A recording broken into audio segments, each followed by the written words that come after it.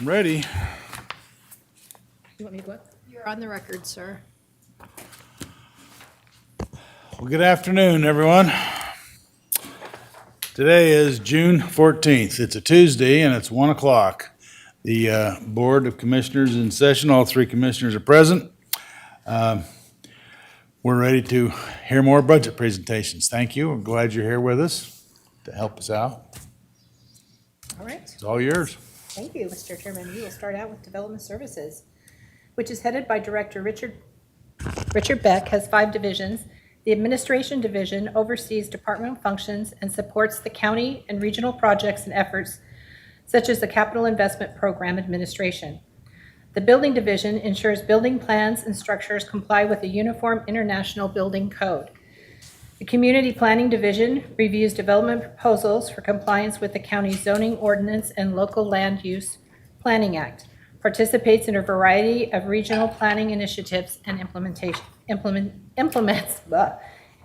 Ada County's comprehensive plan objectives. The Engineering and Surveying Division reviews and certifies all subdivisions and condominium plats within incorporated and unincorporated Ada County, enforces FEMA flood regulations, and reviews hillside development, grading, and drainage plans. The Permitting Division receives applications from the public for the other divisions, answers questions, assists applicants with submissions, and issues permits. Before you is Development Services. They are a department within the current expense fund, part of that 3% cap. The budget for FY23 was submitted at $3,916,147, equal to their appropriation total. Therefore, there are no supplementals. You can see the budget to actual history from FY18 to current and the number of employees for the same time period. I'd like to introduce Richard Beck, who will present the Development Services budget. Okay. Thank you. Richard.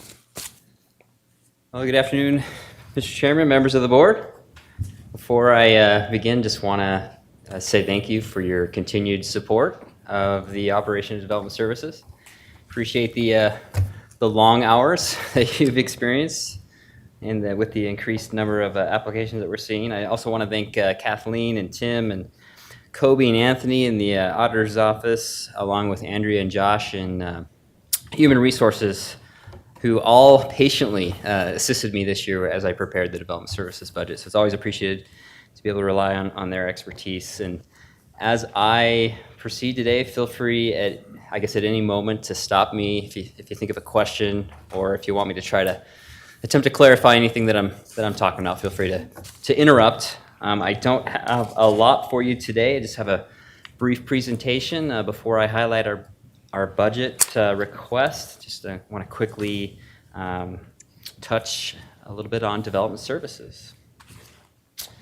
So it's our continued mission to help guide growth on behalf of Ada County residents and leaders through every building and development activity. And our vision is balancing growth for a sustainable community while maintaining the trust of those that we serve. And we recognize that growth and development have a tremendous impact on our community. And we're continuing to work towards finding a balance to ensure the current and future needs of our community can be accommodated.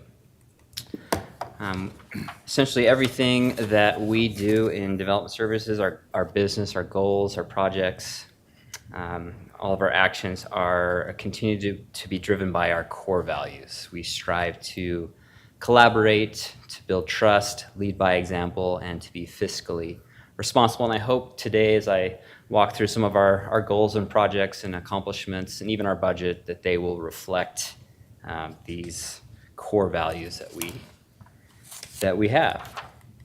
As Kathleen mentioned, Development Services is presently organized into 5 divisions. We have 35 budgeted positions and currently have 33 employees working in the department.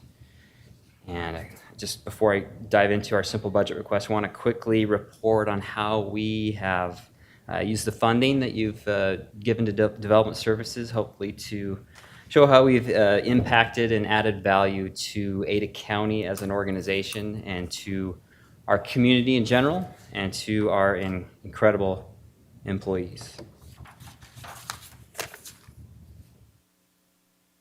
Just wondering if we lost the slideshow. I can keep going though. Actually, it might be a little difficult without referring to what's on the screen. So, yeah, I'll keep going. Mr. Chairman, Commissioners, so starting with how we add value to the county, we're continuing to administer the land use and building codes, as well as managing floodplain, hillside, and drainage programs, and ensuring other statutory requirements are being met. We jump slides here. I won't highlight anything specifically, but the numbers under each division on this slide represent what we have accommodated so far this fiscal year. There's a lot of things that stand out as being somewhat impressive. Public hearings that's affected you is one of them. We've already had 20, which is back to the good old days, very, very high. So we continue to see our permit and application volumes continually approaching some of our historically high amounts back in 2005 and 2006. However, we are fortunate to have some incredible staff who have been able to leverage efficiencies and technologies to be able to handle that volume. At one point, we had over 60 positions, and we're still holding at 35.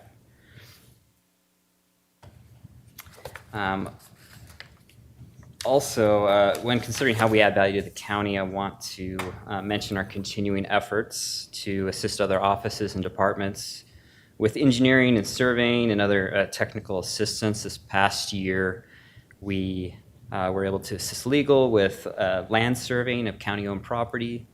I had an opportunity to provide engineering-related support to your office, to legal, to operations, emergency management, Expo, Idaho, and Parks and Waterways. Also had the chance to support various county projects with demographic data analysis, and look forward to continuing to add value in this way in the future.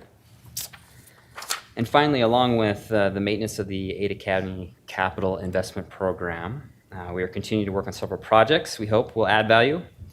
Continuing to work with the Ada County Sheriff's Office, EMS, and the Coroner on pursuing the adoption of development impact fees, help growth pay for some of the impacts it has on our services. It's been a challenging project, but we're hopeful to see some progress here with the cities in the valley in the future. We are also continuing our work on the rewrite of the Ada County zoning ordinance. As you recall, that's been essentially the same for the last 22 years, so we're looking forward to wrapping that project up this fiscal year and seeing a more modern, hopefully a simplified development code in the county. And finally, each year we do welcome the opportunity to assist with the capital investment program. And we did also complete this last year for the county's first ever transportation action plan. This will empower us to have a more coordinated land use and transportation planning approach, and hopefully help us identify and prioritize our own transportation projects as we work with our partners in the transportation arena.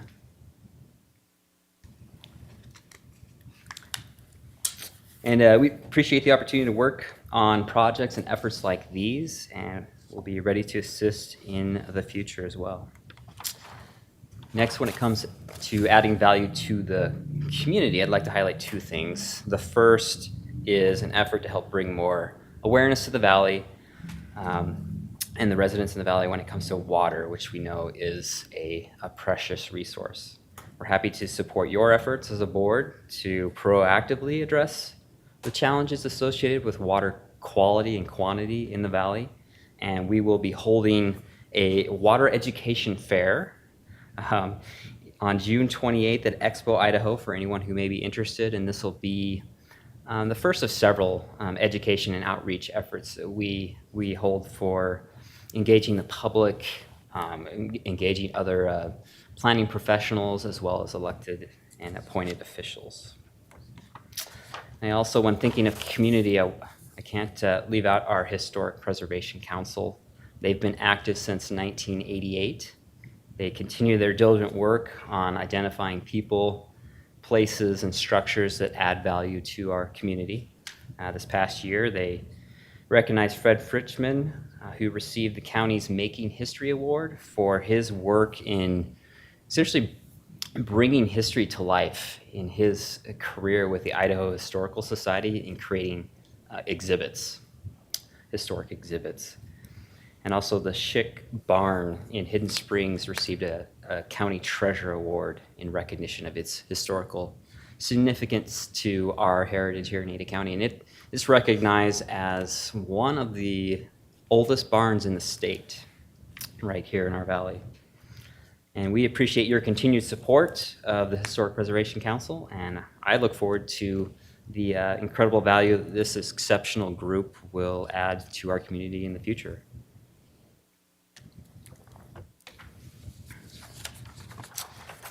And finally, Mr. Chairman, Commissioners, I want to quickly highlight some of the efforts that we've undertaken to hopefully add value directly to the employees in development services. First, we continue to set aside funding in the budget to support training opportunities. And this last year, we established an ongoing internal cross-training program to help the employees in each of our divisions get a clearer picture of what other divisions are responsible for, and hope this will create a greater understanding and enable our team to look for more opportunities for greater efficiency. You guys went camping? Sorry, Mr. Chairman, Commissioner Kenyon. You guys went camping? So yes, one of the down on under culture, in July we have an office camp out. So I'm looking forward to that. That's going to be in July. Actually this month we held our office Olympics. Okay. We divided up into different teams and had some indoor events. We brought in our code enforcement specialists to be the judges and had our competition. So you can see one of the team pictures there in the lower right there.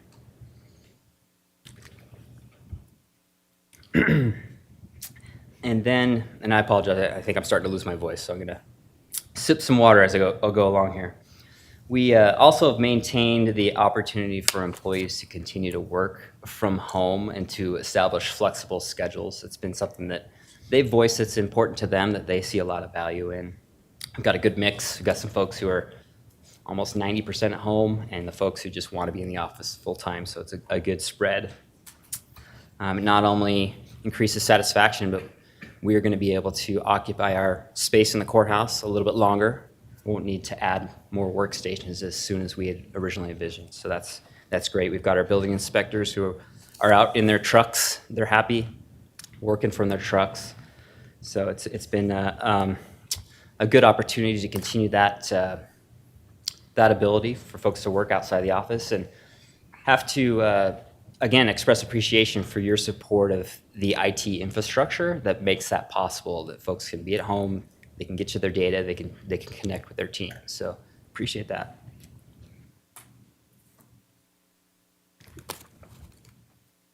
And there's one, I was actually walking down the stairs and I realized I left a bullet off this particular slide, and that is our our effort to create some depth this past year when we had someone retire or we had a promotion. If we identified any kind of personnel savings, we looked at creating depth in our different positions. So if we had an assistant planner and an associate planner, we were able to add some senior planners and to give some folks some depth. So that's another thing that we tried to add to our employees. So Mr. Chairman, Commissioners, it's my hope that in development services, our employees continue to feel the value of our efforts to maintain an environment that they can continue to feel safe in, be able to provide exceptional customer service in only the unique way that they can.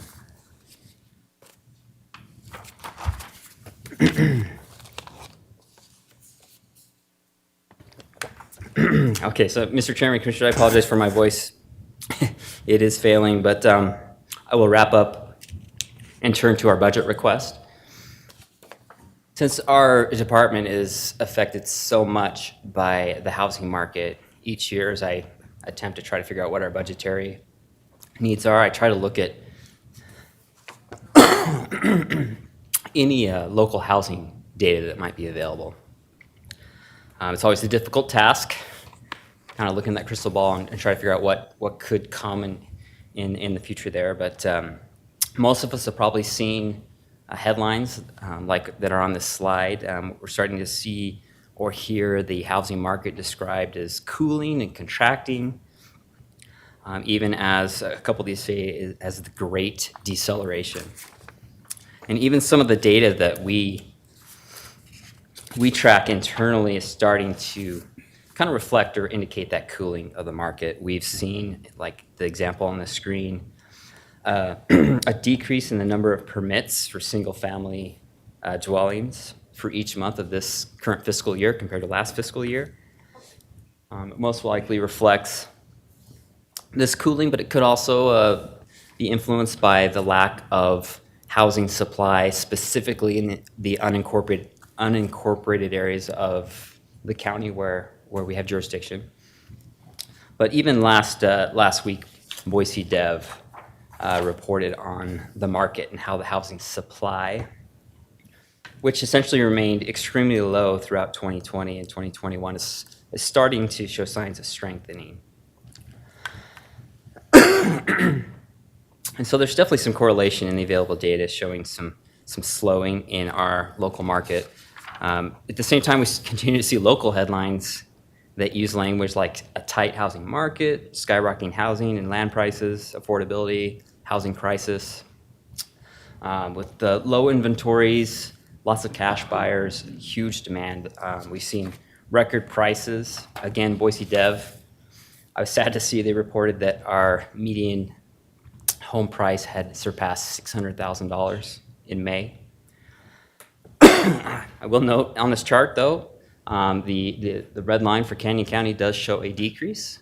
So potentially could be some signs that we're reaching the top there. But as we go back at that, looking at the median price over the last 20 years, just 5 years ago, it would have been potentially possible to find a home in our county for just around $260,000. So since our local wages haven't increased at the same rate, there's still a section of the market and I guess potential buyers out there that still have a demand that aren't having their needs met, that can't afford these local prices. So we're seeing a lot of interesting data in the market. At the same time, we're seeing an increase in our zoning applications, some of our subdivision plats, again, as you felt with public hearings. And then I also note that the present scenario does have different dynamics than the 2008 correction, where we had all the speculative buying and the incredibly high inventories of houses and lots. So that was a long way to get to our budget requests.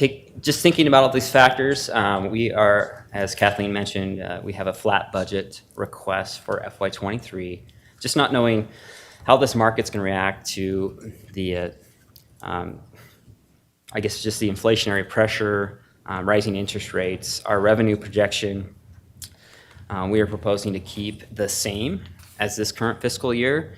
There is a $150,000 increase that will allow us to accommodate an anticipated or potential planned community application that'll allow us to not only budget for but receive reimbursement for bringing on consultants to help us review some of the technical documents associated with that potential application. We did end up moving just under $27,000 from our operating budget to our personnel budget. This helped us fund 1 promotion, 5 salary increases, and 6 conditional salary increases. We are not requesting any new positions for FY23. We do presently have 2 open positions. The first is for an associate county surveyor, which is a position that we really need to fill. It's just been essentially impossible to find a licensed land surveyor. So we are currently looking internally to see if we can promote someone into that position, which we have a path forward for current employees. So we're excited for that potential. And then the second open position is for, Could they, Mr. Chair? Yes. Could they be an apprentice, or do they have to be licensed on their own? so Mr. Chairman, Commissioner Kenyon, they do need that license. They need to be a licensed land surveyor for this position, and we do have one employee who is pursuing their license. So hopefully So by the, apprentice don't work, or Yeah. like a journeyman or something like electrician? Yep. Yeah, okay. All right. So when considering the greater need between existing staff and bringing on new employees, for me, there was no question. We need to be able to recognize and maintain the incredible staff that we already have. I know many in my group here on the screen have received external job offers, and there's a lot of outside pressure on them. So what is not explicitly included in the development services budget proposal is the need for merit and COLA funding that I'm hoping the board can provide to help address retention and the impacts that inflation and rising costs are having on our employees. And Mr. Chairman, Commissioners, that's all I have. Okay, thank you. Are there any questions from the board? Yeah, where's your picture? Yeah, I don't see you on there. Well, Mr. Chairman, we were fortunate enough to have a new employee join us last Thursday. And so I photoshopped them in instead of me. So, That's what Me right here, right? leadership does, yeah. Okay. Yeah, Mr. Chair, go ahead. quick question. So when's the last time you took a look at your fees and did sort of a cost analysis on what it actually, takes to get some of these applications through, et cetera? And when's the last time you raised those, so we can have fees cover as much as possible versus subsidized by taxpayers? yeah, Mr. Chairman, Commissioner Kenyon, that's an excellent question. I think it's been a long time. I think it's probably been a decade. I'm trying to think back. Actually, probably 2010 or 2011 in that time frame would be my guess. But yeah, we did bring on a consultant. They did some kind of analysis of our fees, did a comparison. It really came down to generally we were undercharging for zoning type fees, and in essence there was a little bit of an overcharge for building permits, and it kind of balanced out in the end. So, but that's a good thought. Let's take a look at it again if it's been 10 years. And compare it to, our sister cities here, Meridian, Boise, what some of the other departments are charging. Again, I'd like to make sure that people are paying for their services as much as possible and not being subsidized. If you could bring that to the board maybe in a couple of months, be great. We could do that for sure. Yeah, sure. That's good. Any questions? Tell us about this planned community wildlife consultant for $50,000. Yeah, so Mr. Chairman, Commissioner Davidson, so yeah, if we do receive this planned community application, which it looks like we will, the applicant will be submitting like a wildlife management plan or a transportation plan, and what's the other one? It'll probably come to me here in a little bit, but there'll be some technical plans. We don't have a wildlife specialist on staff. We don't have a transportation specialist. The other one's economics. Someone versed in economics. So we would actually have someone bring on a consultant potentially at the expense of the applicant to review the materials submitted and provide feedback for us. We've talked about that in our sessions with you. Do we have somebody lined up in the community that we think can do that kind of work, and what would be the average per hour cost? Yeah, Mr. Chairman, Commissioner Canyon, we have not pursued anything at this point, so I don't have costs. Okay. On the economic analysis, we can use the fiscal impact analysis tool that Compass has, correct? Yeah, Mr. Chairman, we could certainly leverage that tool for sure. Okay. Well, I don't have any questions. I appreciate your effort. We work with your staff quite a bit, particularly in the evenings. And you seem to be you are doing a great job, and I appreciate that and the efforts of your staff. Thank you, sir. Are you going to have Kelly come up and talk about? I don't think Kelly wants to come up. So so you've got with your package, the capital investment program. I'm assuming the EOE is in here as well, yep. Yeah, Okay, so So Mr. who's Ch- going to go over those? Yeah, Mr. Chairman, Commissioner Kenyon, on Friday, I will review that packet. Okay, on Friday. Yeah, that's Friday. Perfect. Okay. Thank you, Richard. Thanks, Richard. Much. All right. Appreciate it. Appreciate all the work your staff does.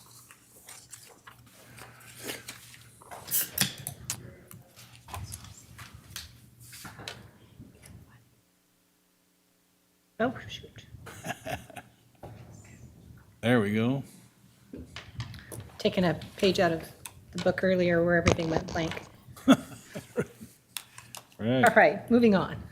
Yes. Sandra Barrios, Trial Court Administrator at TCA, is responsible for the Trial Court Administrator, along with the treatment courts and the court monitoring funds. The TCA is responsible for managing the non-judicial activities and programs of the 4th Judicial District, which includes Ada, Boise, Elmore, and Valley counties. In Ada County, court program support includes treatment courts, family court services, civil and small claims, mediation, language access services, the marshal's office, petite and grand jury services, guardian monitoring, and transcript services. While the district and magistrate judges are state employees, the support staff of the TCA's office falls under the Ada County umbrella.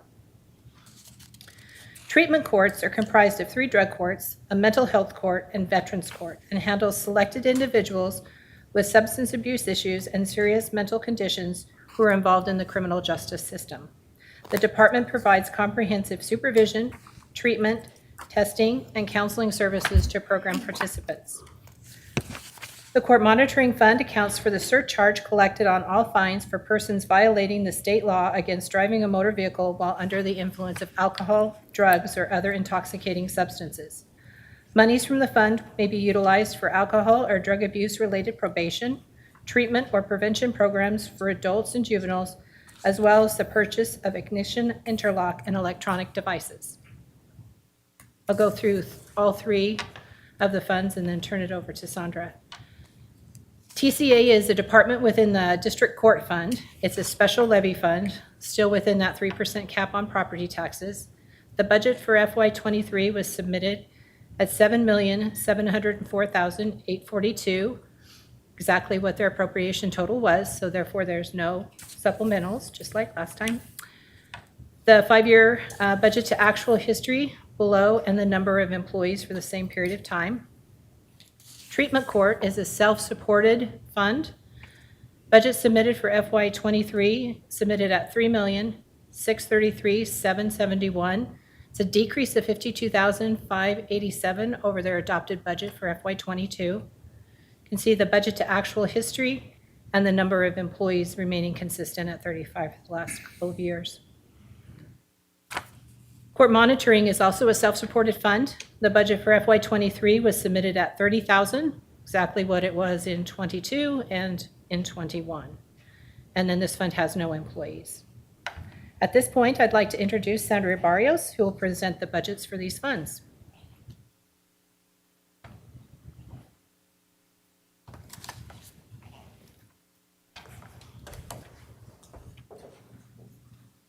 Good afternoon, Commissioners.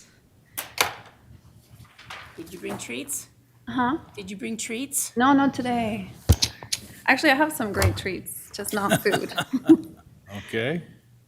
Mr. Chairman, Commissioners, I am really excited of being here before you today. I've been able to present the budgets for the District Court and Trial Court Administration Office this is my 4th year doing it. This is the one that I'm the most excited about because it's about our people and what they've been able to accomplish this whole last year. But before I get started, I wanted to take a second and just thank a few individuals that have been really so fundamental throughout this whole year. Phil, Trent, Kathleen, Tim, the HR group, operations, IT, Really, without them, we wouldn't be able to be here and we wouldn't be able to do our jobs. So thank you to them. I also wanted to thank my management team. We've had a very difficult year due to a number of reasons, and they really stepped up to the challenge. They have been so creative in some of the solutions they've come up with, and it's really shown by the public's feedback and their appreciation for their work. So I wanted to thank them as well. My presentation today is divided into three main areas. First of all, just very briefly, who we are, what we do. Then what did we do with the funding that was allocated to us this last year? And then where are we today? What challenges and opportunities do we have for this upcoming year? So to get started, you know that the district court and the trial court administration offices are part of the third branch of government. Now, the overall mission of the court is to provide access to justice through the fair, timely, and impartial resolution of cases. Now, for us at the local level, we comply with this mission, or we try to support a court system that puts people first and that ensures access to our courts. Now, we do this through our core values: excellence, fairness, integrity, innovation, and respect.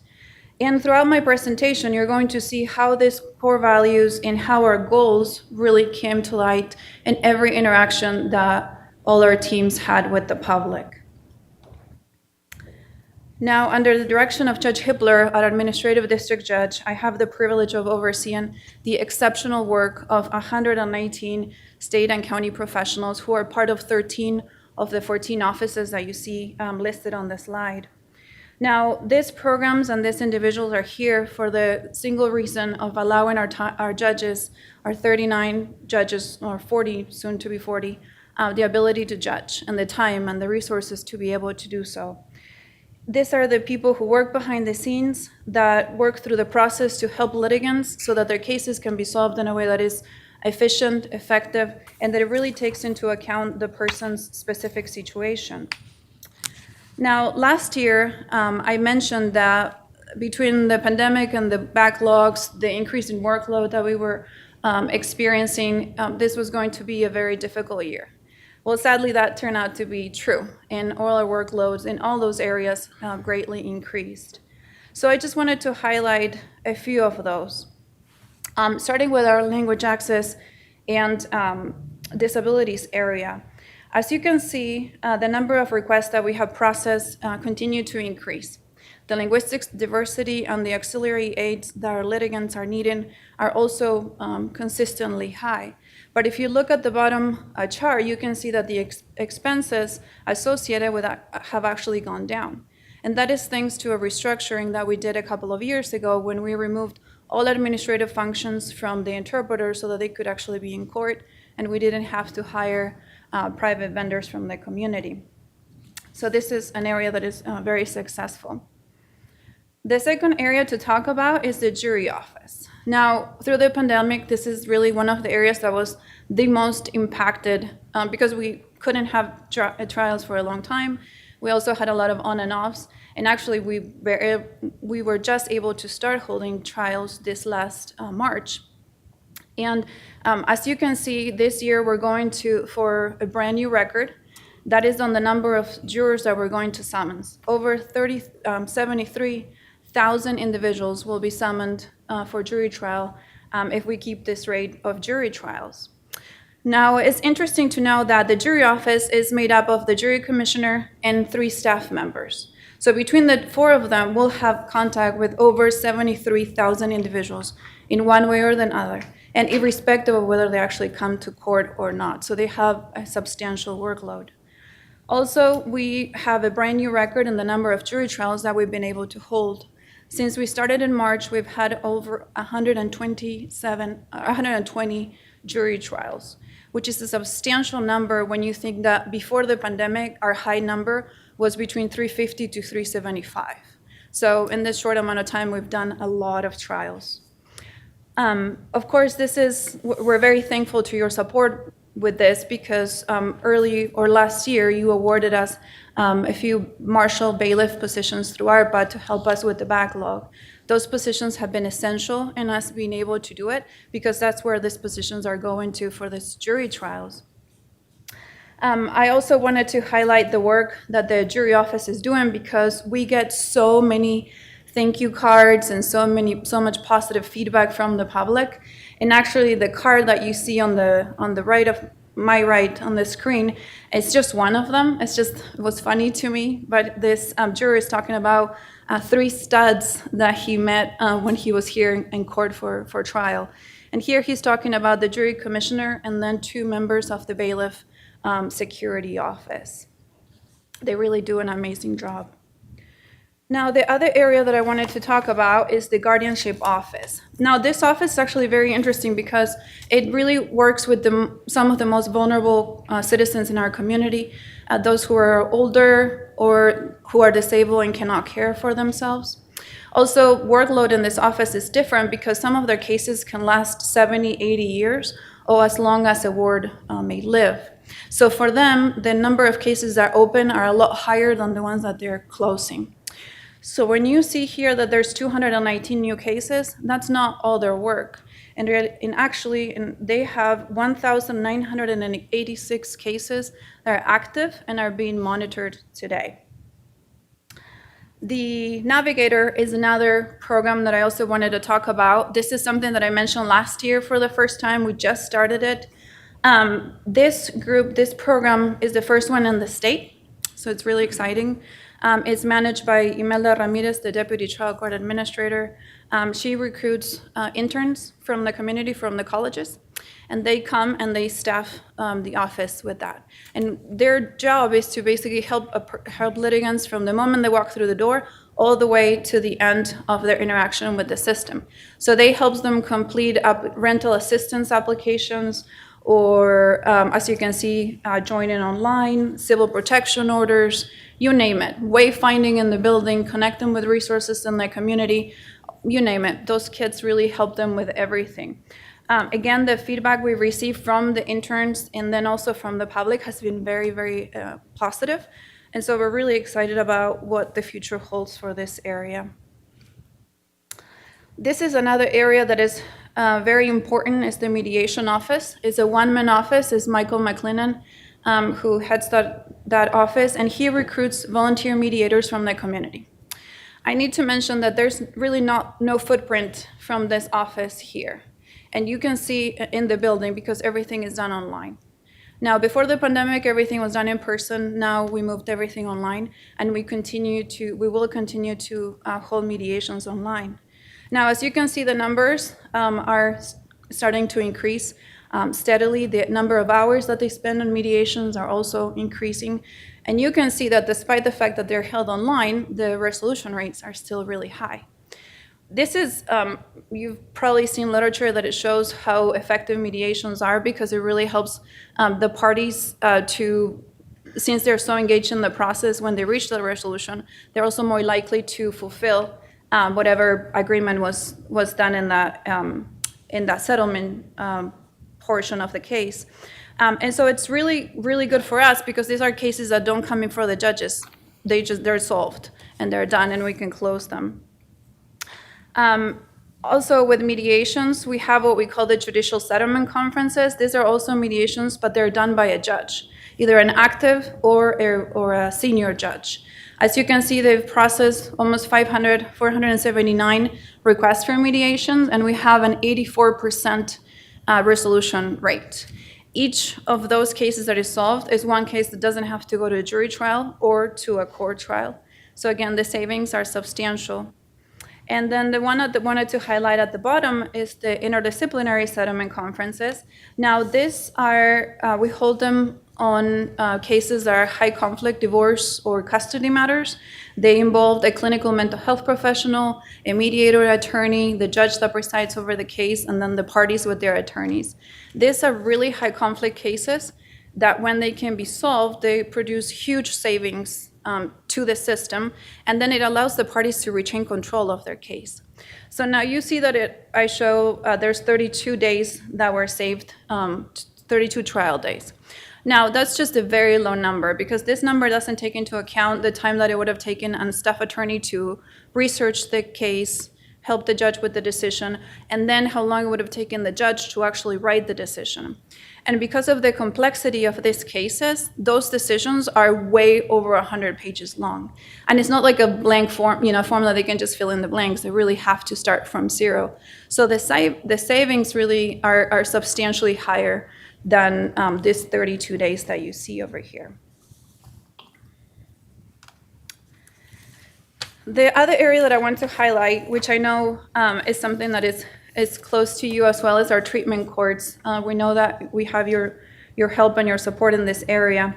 Now, as it was mentioned, we have 3 drug courts, 1 mental health court, and 1 veterans court. These programs provide an amazing service to our community because they really help high-risk, high-need individuals to regain control of their life through sobriety, and they can really be happy in their lives. Even those who face severe mental health problems can be successful.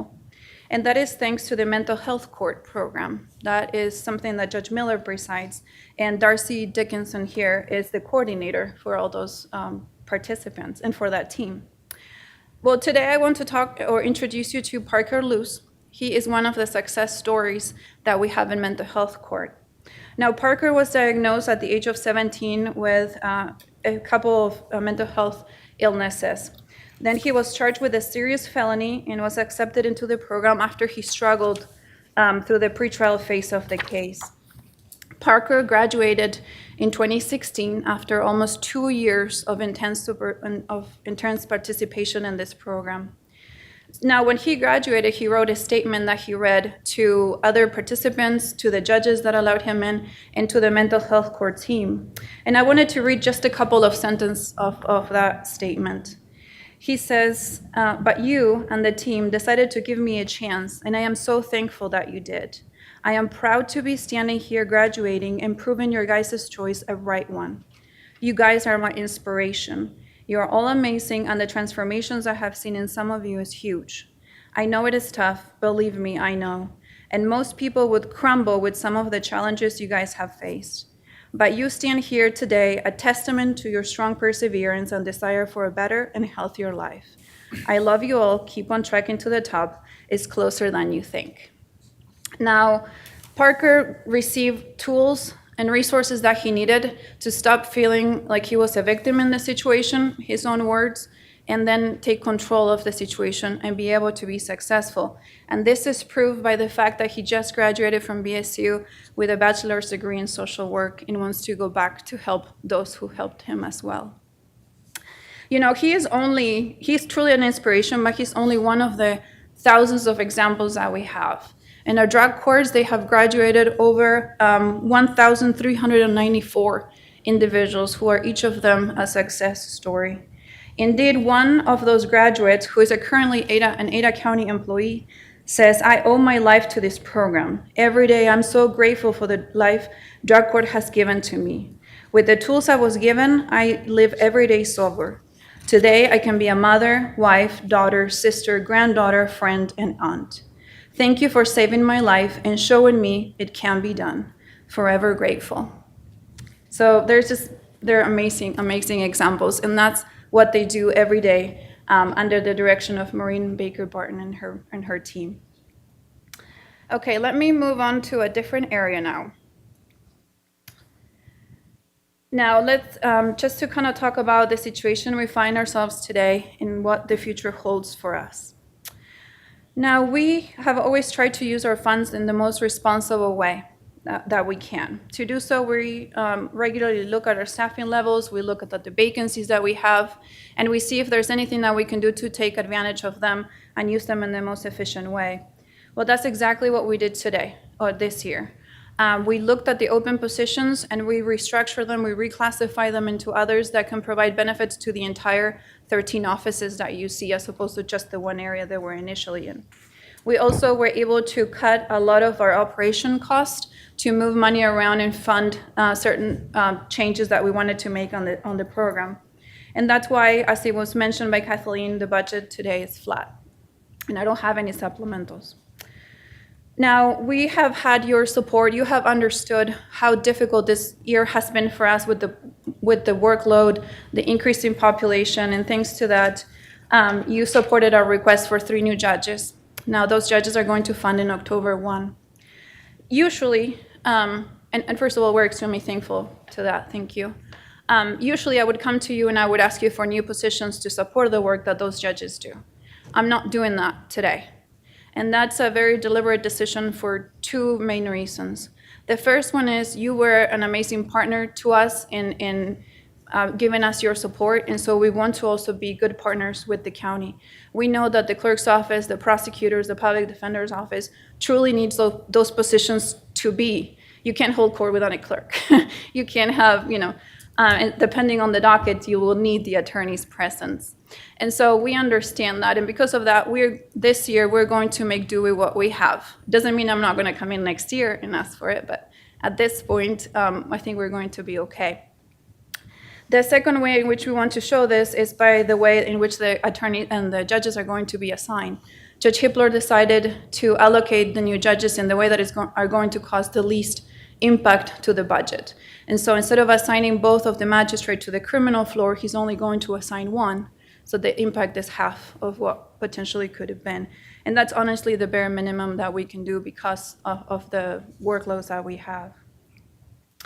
Now, the second reason, and maybe what it is, one of the most important ones, is that, as you've heard from the prior presentations, the current labor market is extremely competitive. You heard from Phil's presentation the number of jobs available to a number of employees is really very, very difficult. And we feel that today. We have employees who receive emails from recruiters on a daily basis and phone calls, and that's common for them. Now, the cost of living has also increased greatly. We can all feel that effect. And so I think that it's important to support the work of our current employees. And it's important for us to show them that we really appreciate what they do. Now, you have heard me say in the past that I am very fortunate with the fantastic professionals I work with. I'm sure if you asked any elected official, any department head, they would all tell you that their teams are amazing. Now, I know my team, and so I know that many of them have left successful careers, lucrative careers, because they believe in what we do. And they actually have chosen Ada County over other agencies because of the way the county, the board, has treated their employees and how appreciative they've always been with the work of the employees. But actually, I don't know if you've ever had the chance of asking those questions to the employees themselves. Have you ever been able to talk to them about that? And so we went and actually interviewed a few of our employees, and we asked them, why did you choose public service? Why Ada County? And why do you stay in Ada County today? And so if you don't mind, I'd like for you to listen to those answers. I've been with the county for almost 9 years this November, and I have a bachelor's degree from Boise State University in Criminal Justice Administration. I stay with the county because of the people that work here. We're a team, everybody treats each other with respect, and I feel like we serve the county at large with more respect because of how we're treated here. The benefits have been one of the major things that's kept me here. I love that I'm able to provide my family with health and dental insurance. I'm Devin Larson. I'm a drug and alcohol counselor for Promise Settlement Court. The reason I do that is because I like watching people change, and I believe it makes a difference in the community. And I've been here for 13 years, and the reason why I stay here, I think the biggest reason is because all of my friends are here. So it would feel weird to go somewhere else. My background is that I went to law school, and then I was a trial attorney for a nonprofit law firm here called Legal Aid Services. I represent victims of domestic violence and sexual assault, and then several years ago I transitioned into court administration.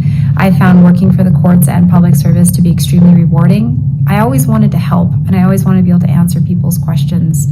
I work for the county because it's been a very positive place to work. There's a great atmosphere with really strong leadership, excellent benefits, and overall, it's fun and it's a rewarding experience. I've worked here for about a year now, and I made that transition after being an intern throughout my undergraduate at Boise State University. I enjoyed my internship so much because of the hands-on experience that I knew I could see myself working here for years to come.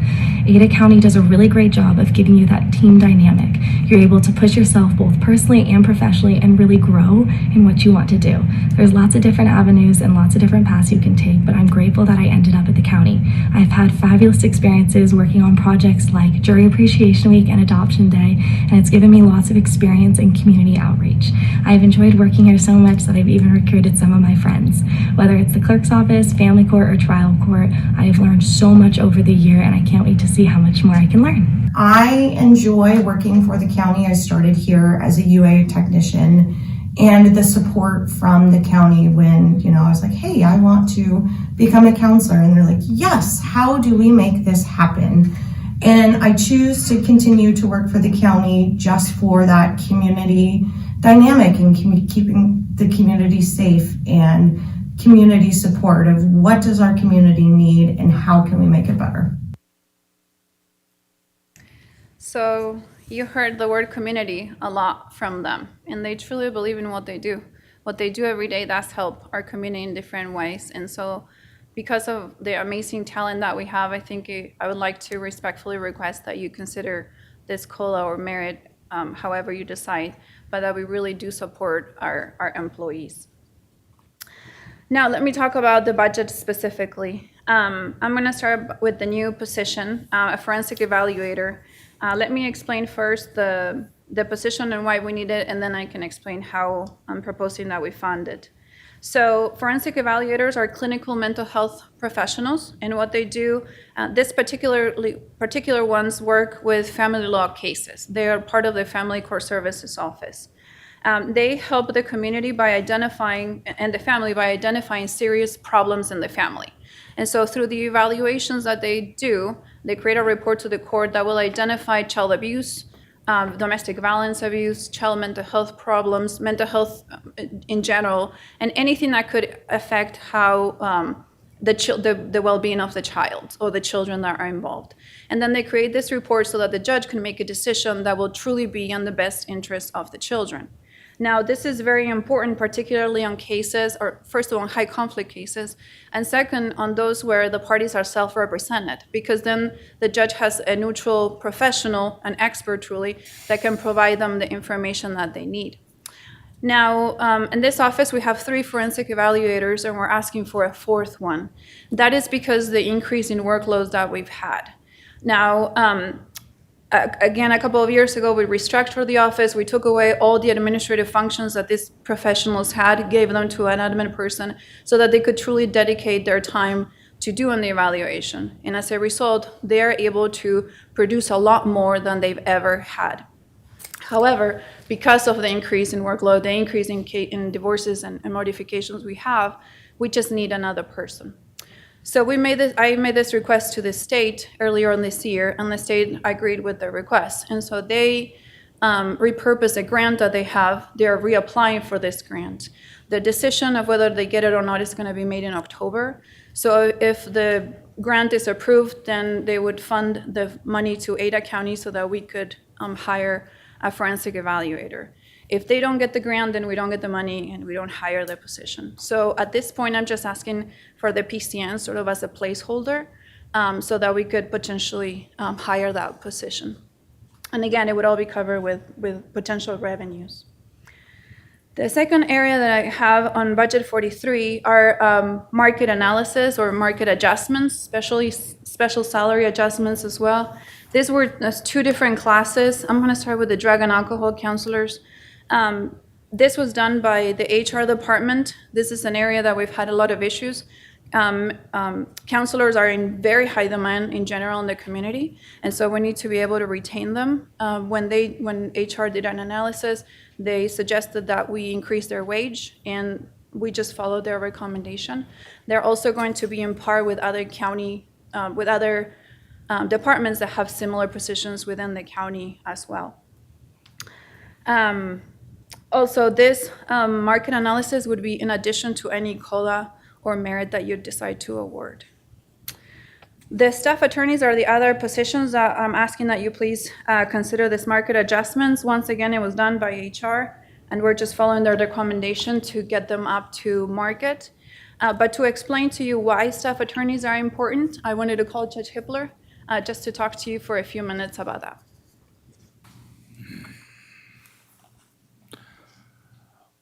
Welcome to our court, Judge Hippler. I feel quite vulnerable. Thank you. Mr. Chairman, Commissioners, thank you. I wanted to just talk to you briefly about what sometimes are called law clerks, other times staff attorneys, and let you know about the valuable work that they provide to the judges and therefore to the community here. First, as to that nomenclature, I don't think this problem is here in this county as much. In some other counties, we hear that some folks, when they're talking about the law clerks that work for them, the commissioners believe they work in the clerk's office and that they are clerks in the sense that clerks that work for Phil are. They're not. They are lawyers. We've gone to two different nomenclatures. Law clerks are lawyers who have not passed the bar yet, who work for a judge. Staff attorneys are the same position, but they have actually passed the bar. Each of the district judges has a law clerk position that they get the right to fill, and you get the right to fund or the obligation to fund. We also have a few other staff attorneys who provide help within specific areas here. For example, within family law, the magistrates have a staff attorney who provides help to them all. And I'll kind of describe what that help is in a minute here in general. And then there's an administrative law clerk who works for the administrative district judge to work on administrative law issues that affect us here within state and county government. And then there's a staff attorney that provides the same sort of services to all of the senior judges when they pick up work here in the district or in the county. But the bulk of the staff attorneys and law clerks work for the district judges. They are the district judge's attorney in that sense. They develop a very close relationship with the district judges, and the district judges put a lot of responsibility and trust into those lawyers. And what they do typically is primarily on the civil side, but some on the criminal side as it relates to motions to suppress and things of that nature. They frequently will take, like in a civil case, a large civil case, when there's a law and motion hearings, like summary judgment hearings and things like that, they will go through the record, which is oftentimes thousands of pages, and go through the legal briefs and arguments, which are often hundreds of pages. We as judges, we float from having presided to a trial to the next day going to preside over a summary judgment. And there's no way that we could do that without the help of the staff attorneys, because they go through the record, through the arguments. They typically draft a memorandum to the judge that outlines what the arguments are, what the law is, and what that attorney believes should be the outcome. Now, the judges don't necessarily always agree with their staff attorney about that, and that's a lively give and take back and forth. But it's an important function that they provide that allows the judges to be prepared for these hearings, to be engaged in them, to be able to make good decisions. And that's a lot of work behind the scenes that a lot of people don't see happen. We could not do our jobs as district judges without the law clerks and the staff attorneys. They are that important. Mr. Chair? Yes. Judge, can I ask, if you have a law clerk and then they go on and pass the bar, do they get a promotion? Are they promoted to staff attorney, or how does that work? So they would then have the position of staff attorney, and there's a salary difference between the two. And so they would get an increase in salary based upon that accomplishment and professional standing.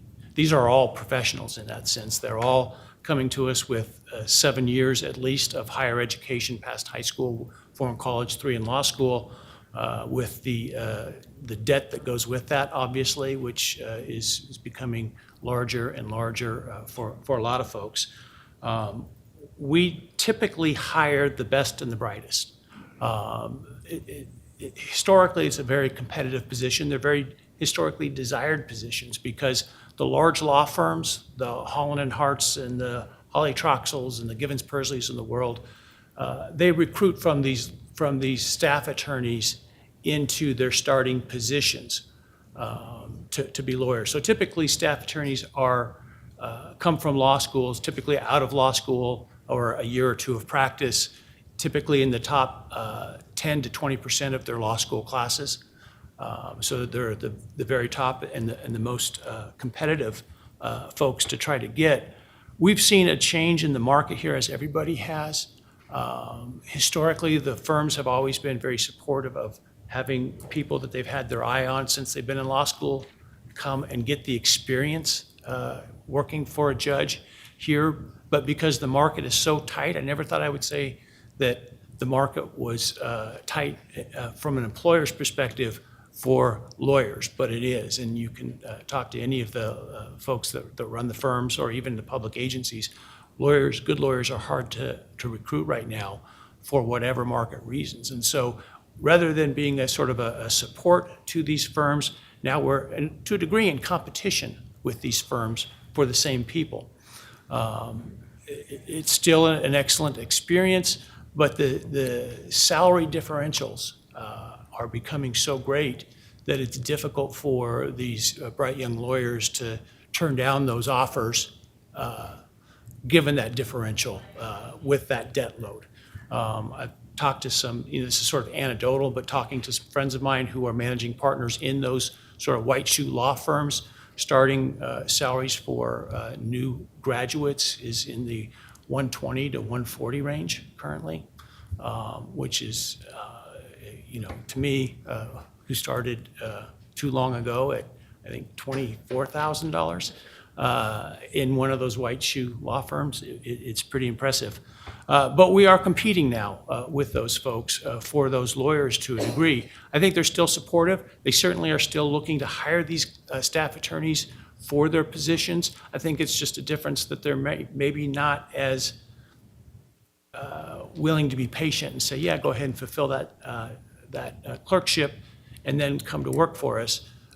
We're seeing them now getting calls asking them to leave their clerkship and come to work for them or divert them straight from law school to those law firms. These folks also, because of something else you'll see on our slide show, which is our decreasing space availability that we have in the building, as we all know about. I recently had to make the decision in order to make chambers available for our 2 new magistrates that we were going to have to de-house all of the staff attorneys from individual offices, and they will be reassigned to a bullpen situation or a co-working environment with cubicles in a couple, 2, 3 areas, rather than having independent individual offices, which for a professional who has spent that much time in school and got these advanced degrees, that was a hard thing for me to tell them that they were going to have to give up. I think that something that we can give back is hopefully to help bring them closer to market with the requests that we're making. These bright young lawyers are exceptional, and they are keenly needed and relied upon by the judges. We could not do our job without them. And it's becoming more and more difficult to find them. And we're finding judges who have vacancies for several months sometimes before they're able to fill a position. And in that case, what happens is the other law clerks have to pitch in and try to help where they can, but sometimes the judges don't have that support, and they're spending nights and weekends and here trying to get ready for these hearings, often themselves foregoing their pay because, as you may know, judges have to sign an affidavit every 30 days indicating that any matter under advisement is they've had no matter under advisement for more than 30 days. And if they can't sign that affidavit, they don't get paid until they can sign that affidavit. And so not having a law clerk makes it more difficult to even get paid, which exacerbates the difficulty we have in recruiting judges. The position in Elmore County that we got from the legislature that you all supported, the applicants for that came out yesterday to us, and 4 people applied for that position, which is disheartening to me that only 4 were interested in that district judge position. But the one thing that we can do to help the judges to keep good law clerks working for them. And this is more time than Sandra said I was supposed to have, so I'll stop talking and ask whether you have any questions. Yeah, I do. How many staff attorneys and law clerks do you have separated? So we have, Mr. Chairman, we have 15 currently with Elmore County who will be paying for that law clerk. Yeah. That would be 16, but 15 in this county. 15 staff attorneys and law clerks? I don't know the breakdown, Senator, do you know the breakdown between staff attorneys and law clerks? Sure. Law clerks, we have law clerks. And the rest are? So it would be 2 law clerks and 13 staff attorneys. Okay, all right. Yeah, and to Go follow ahead. up on that, would this market adjustment include the clerks or just the staff attorneys? Mr. Chairman, Commissioner, it would be for all of them. Okay, In a, so that would take care of everyone. yes. Okay. So it's not one clerk or staff attorney per judge? They share some judges? Mr. Chairman, Commissioner, each of the district judges has a law clerk, and then because we have 12 district judges, and then we have 3, I'll call them staff attorneys, 3 staff attorneys that work in positions where they share with multiple judges. So one in the family law arena for the family law magistrates, that's about 8 magistrates. One, the administrative, Robert Rising, you may have run across him, who's been here in the county a long time, is the administrative law clerk. So he works for the administrative district judge solely on administrative matters, not on the caseload matters. And then the third one works for all of the senior judges. So we have senior judges that come in and take over a case for trial or for a big hearing or whatever it may be when the judge is unavailable or has multiple things scheduled. And they will advise and work with those senior judges. If a clerk becomes a staff attorney, do you hire another clerk or you just have another staff attorney, same number of staff? Sure. Mr. Chairman, Commissioner, so no, they would stay in their position. They would just have that additional professional accolade, if you will. Having passed the bar, they are now a licensed attorney rather than a law student who passed law school who's eligible to sit for the bar, which is a significant professional accomplishment, and they receive that recognition. But they would stay in that position. Most of our staff attorneys are term staff attorneys. By that I mean they work for a judge for 1 year, sometimes 2 years, and then they go out and develop their career in the private sector. Some of our staff attorneys are career staff attorneys. That's a relatively small handful of them who have decided to make working for the county their career, if you will. And that's an arrangement between judge and staff attorney about what that judge wants, what that staff attorney wants. Some judges appreciate having that revolving door of a new one every year or 2 years because they feel it's a mentorship and service to the community to develop more good lawyers. Others develop a relationship with a particular one and they appreciate that continuity and that higher level of service and experience that they develop over a career. Is the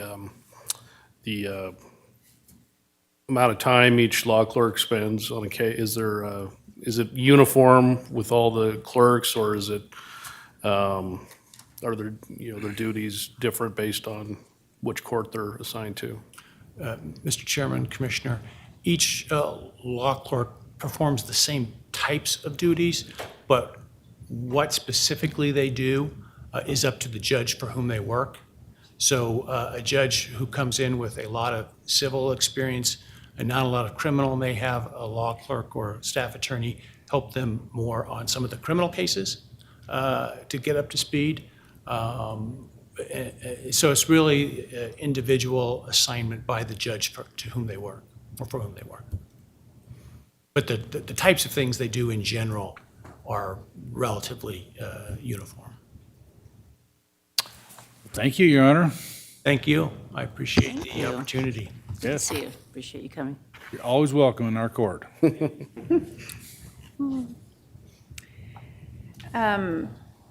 So that is for Department 43. And now on Department 44, I have to show you something before I talk about the budget. That picture you see on the left side of the screen, that is real. It was made by a drug court participant, which is absolutely beautiful. And I just wanted to show that. But going back to the budget piece, I'm asking for two special salary adjustments, which are again just based on market analysis that was done by the HR department. It's for the drug and alcohol counselors, for all of them. You see the totals with the impacts to the budget. Now these positions are, so I've been in TCA almost 3 years maybe, and this position has never been full. We've always had vacancies. And now we are in the worst possible situation because we're down 3 people. Now, we only had 15 total, and now we're down 3.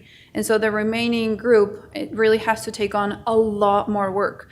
They're doing substantial more work, and they're so tired right now that we can't really ask them to do anymore. So we're having to cancel classes. Their counseling sessions are also in danger many times because we truly cannot ask them for more. Their clinical supervisor, she's doing the job of 2 or 3 people because she's having to cover. And so now through the work of one of the counselors, you saw Devin on the screen, and then Maureen Baker Burton, their manager, they have gone to all the universities to try to recruit interns. And it was very successful, and they've recruited a ton of them, but those interns have to be supervised. And Laura Diggs, their counselor, the clinician, she is their supervisor. So she has a lot more work, and she has to review all those notes and everything that the interns do. It's great because that's where we draw our pool of our future talent, right, our future counselors. But in the meantime, it is a substantial amount of work for her. And she always does it with a smile and is the kindest person. And so I'm asking that you please approve this market analysis. Again, it would just bring them up. They're all different depending on the positions, depending on their educational background, their longevity with the county. However, per HR, once we have this rate, they will be at market rate, and they will be in parity with other similar positions within the county. So we're all going to be on the same page there. The other one that I'm asking that you please consider awarding is market analysis for the drug screen technicians. Now, these are the UA techs that we call them sometimes. It is definitely less than glamorous job, but it is such an essential job, and they help to keep the community safe. Because these individuals, by the tests that they conduct, which by the way they did over 19,000 last year between a group of 6, they help to ensure that the individuals who are out in the community as part of their pretrial release are actually sober. They're not driving drunk or under the influence of any of the substances. So their work is truly essential. These positions are funded at about $12 an hour. And so I'm just asking, following your direction, I'm just asking to increase them to $15 as a base for that wage. And that's the total impact to Department 44.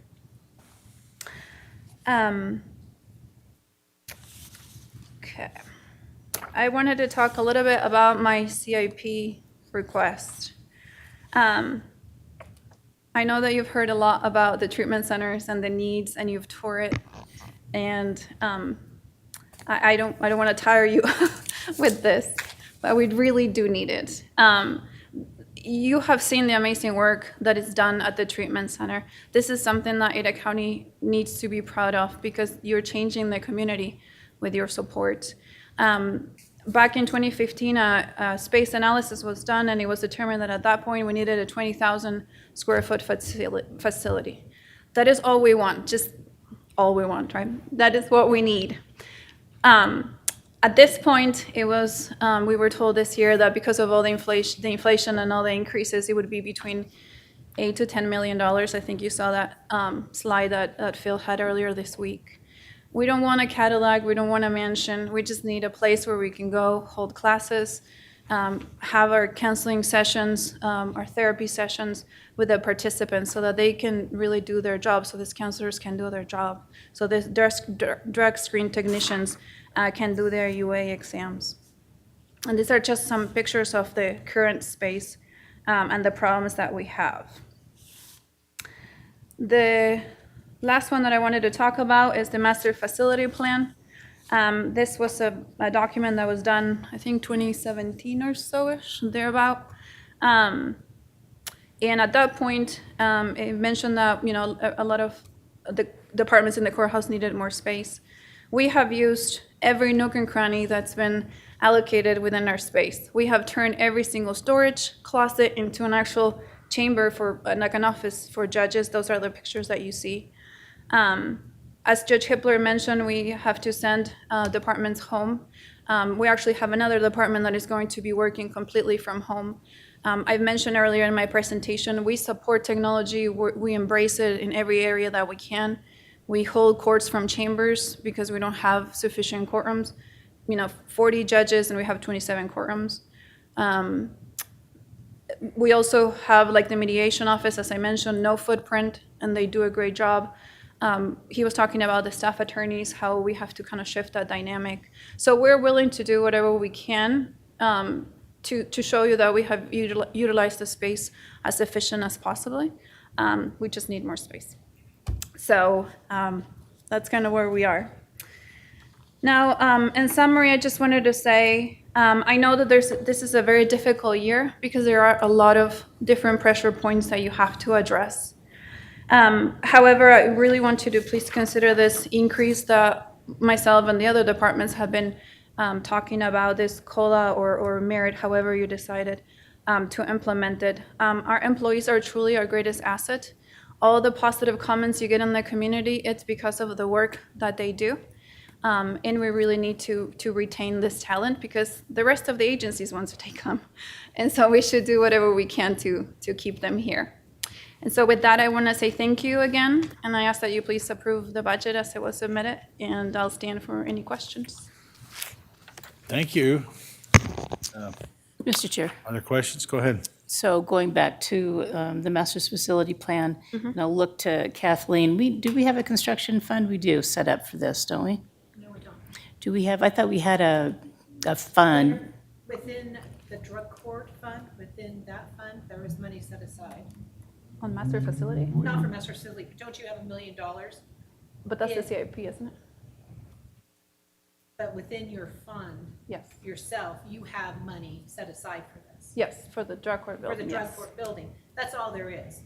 Right, okay, but There's not a construction fund. but there's a fund that it won't go away, like if we put in a couple million for the next couple of years, could it go into that fund and accrue versus having to be swept into, No, because it's not a construction fund. You can only save within the construction even with the funds. courts? And this is within her special self-supported fund is where that money is. And I don't believe we can create a construction fund for it. I thought we had a court building fund. There's two funds under the courts. We have a couple of different things just to tease out. So there are construction funds for the courthouse and other projects, right? The coroner's facility, others, the jail expansion. We have also budgeted that $6 million just in the general fund each year to go towards master's facility fund. That money could go towards, this year we had allocated it across the various projects. In the case for so courthouses, I'll treat differently because we do have that fund, right? But for the drug court facility, what we've been doing is just budgeting, right? So the money that we've already expended, we have the money that's encumbered because in the existing building that we own. We can use those proceeds to go towards something else, but in the interim, if we're going to, what would really make the most sense, and I think Kathleen is on the same page, is budgeting some of our existing fund balance to go towards purchasing a new building. I mean, we've already accumulated enough fund balance, whether we had a construction fund or not, we have the fund balance available to do it. It's really just an accounting side on ours to make sure that as much possible comes from the drug court fund balance. But that would that would be funding it all at once, in 1 year. So what I'm getting at for any of these projects, to try to get them funded over a course of like 3 years, not just this one, but larger projects, other than the construction fund, there's no other mechanism to do that. I think that's correct. Yeah, we can create new construction funds when the conditions exist. Every other year? Yeah, it's every other year. So it's not this year, it's next year? It'll be next January. Next year, right. Yeah. But I don't believe that this fits within the parameters of what legally you can put in a construction fund and save money for. Small voices in my ears are suggesting that Kathy's right. Well, Imagine that. I'm glad you've got those small voices. I know. But the limitation is the property that was purchased with drug court money, and now it's for sale, and when that money is available, it can only be used for drug court. Is that not correct? Yes. Yes. Yes. Okay. So we would put that 2.5 revenue million. back into that fund. Yes. And then that fund balance sitting in that fund would help support the new. Whatever we do next year, but we'd have to do it, okay. So Sandra, would you mind coming back when we go over the CIP? Are we going to go over the master's facility plan in general again, or just what you presented? I think it's appropriate. We'll bring it up on Friday. Yeah, okay, that'd be great if you could come back at I'd that love to, point. thank you. Okay. All right, well, thank you. Creative financing. Appreciate that. Okay, let me see now. Mr. Chairman. Requested Yeah. that we take a break Yeah, when we're breaks are for set. break, and as if you recall, Yeah, it says break. clerk's office has a water challenge. so Water there's break. challenge, yeah. I heard.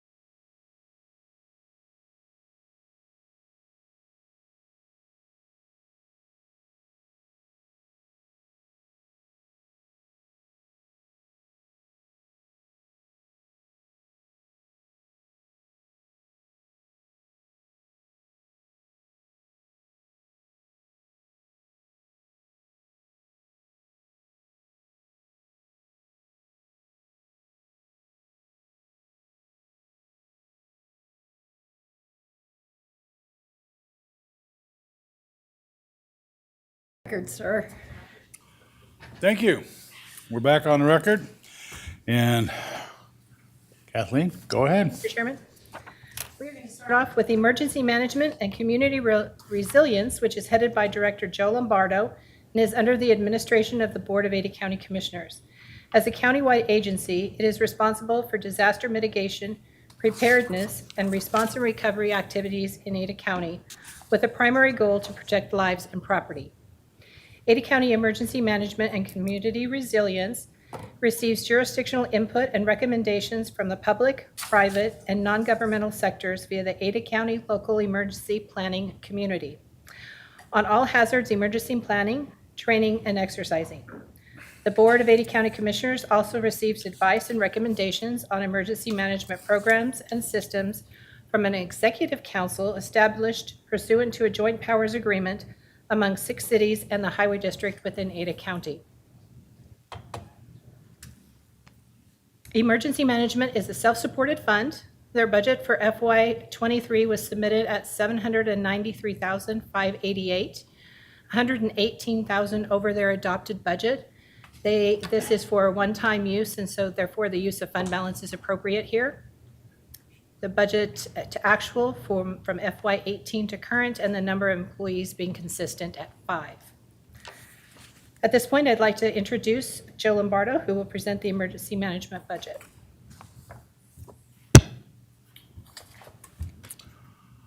Good afternoon. Good afternoon, Joe. Welcome to Courthouse. Thanks for having me.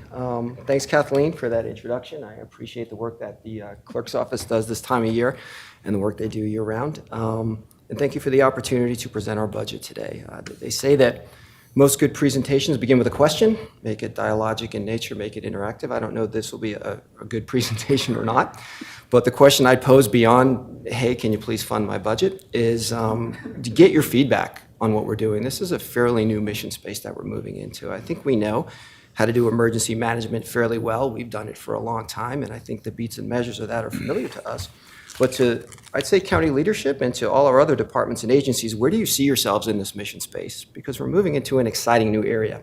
We know how to do the standard things that any emergency management office would do, and we see the industry trends moving us towards resilience as the desired end state and as the descriptor for what people do. But nobody really calls themselves that. Everyone still considers themselves an emergency management office. And I saw our fellow departments and agencies do really incredible things during COVID. We really rallied, got a lot of things done, built some great partnerships. So how do we bring that forward, those lessons learned, and face the new normal together in a world where community resilience is the desired end state? When folks ask me what I do for a living and where I work, and I say I'm an emergency manager and I work in emergency management, they have some pre-existing context for what we do. They'll usually say, oh, you're the guy that handles disasters, you handle floods, earthquakes, fires, COVID.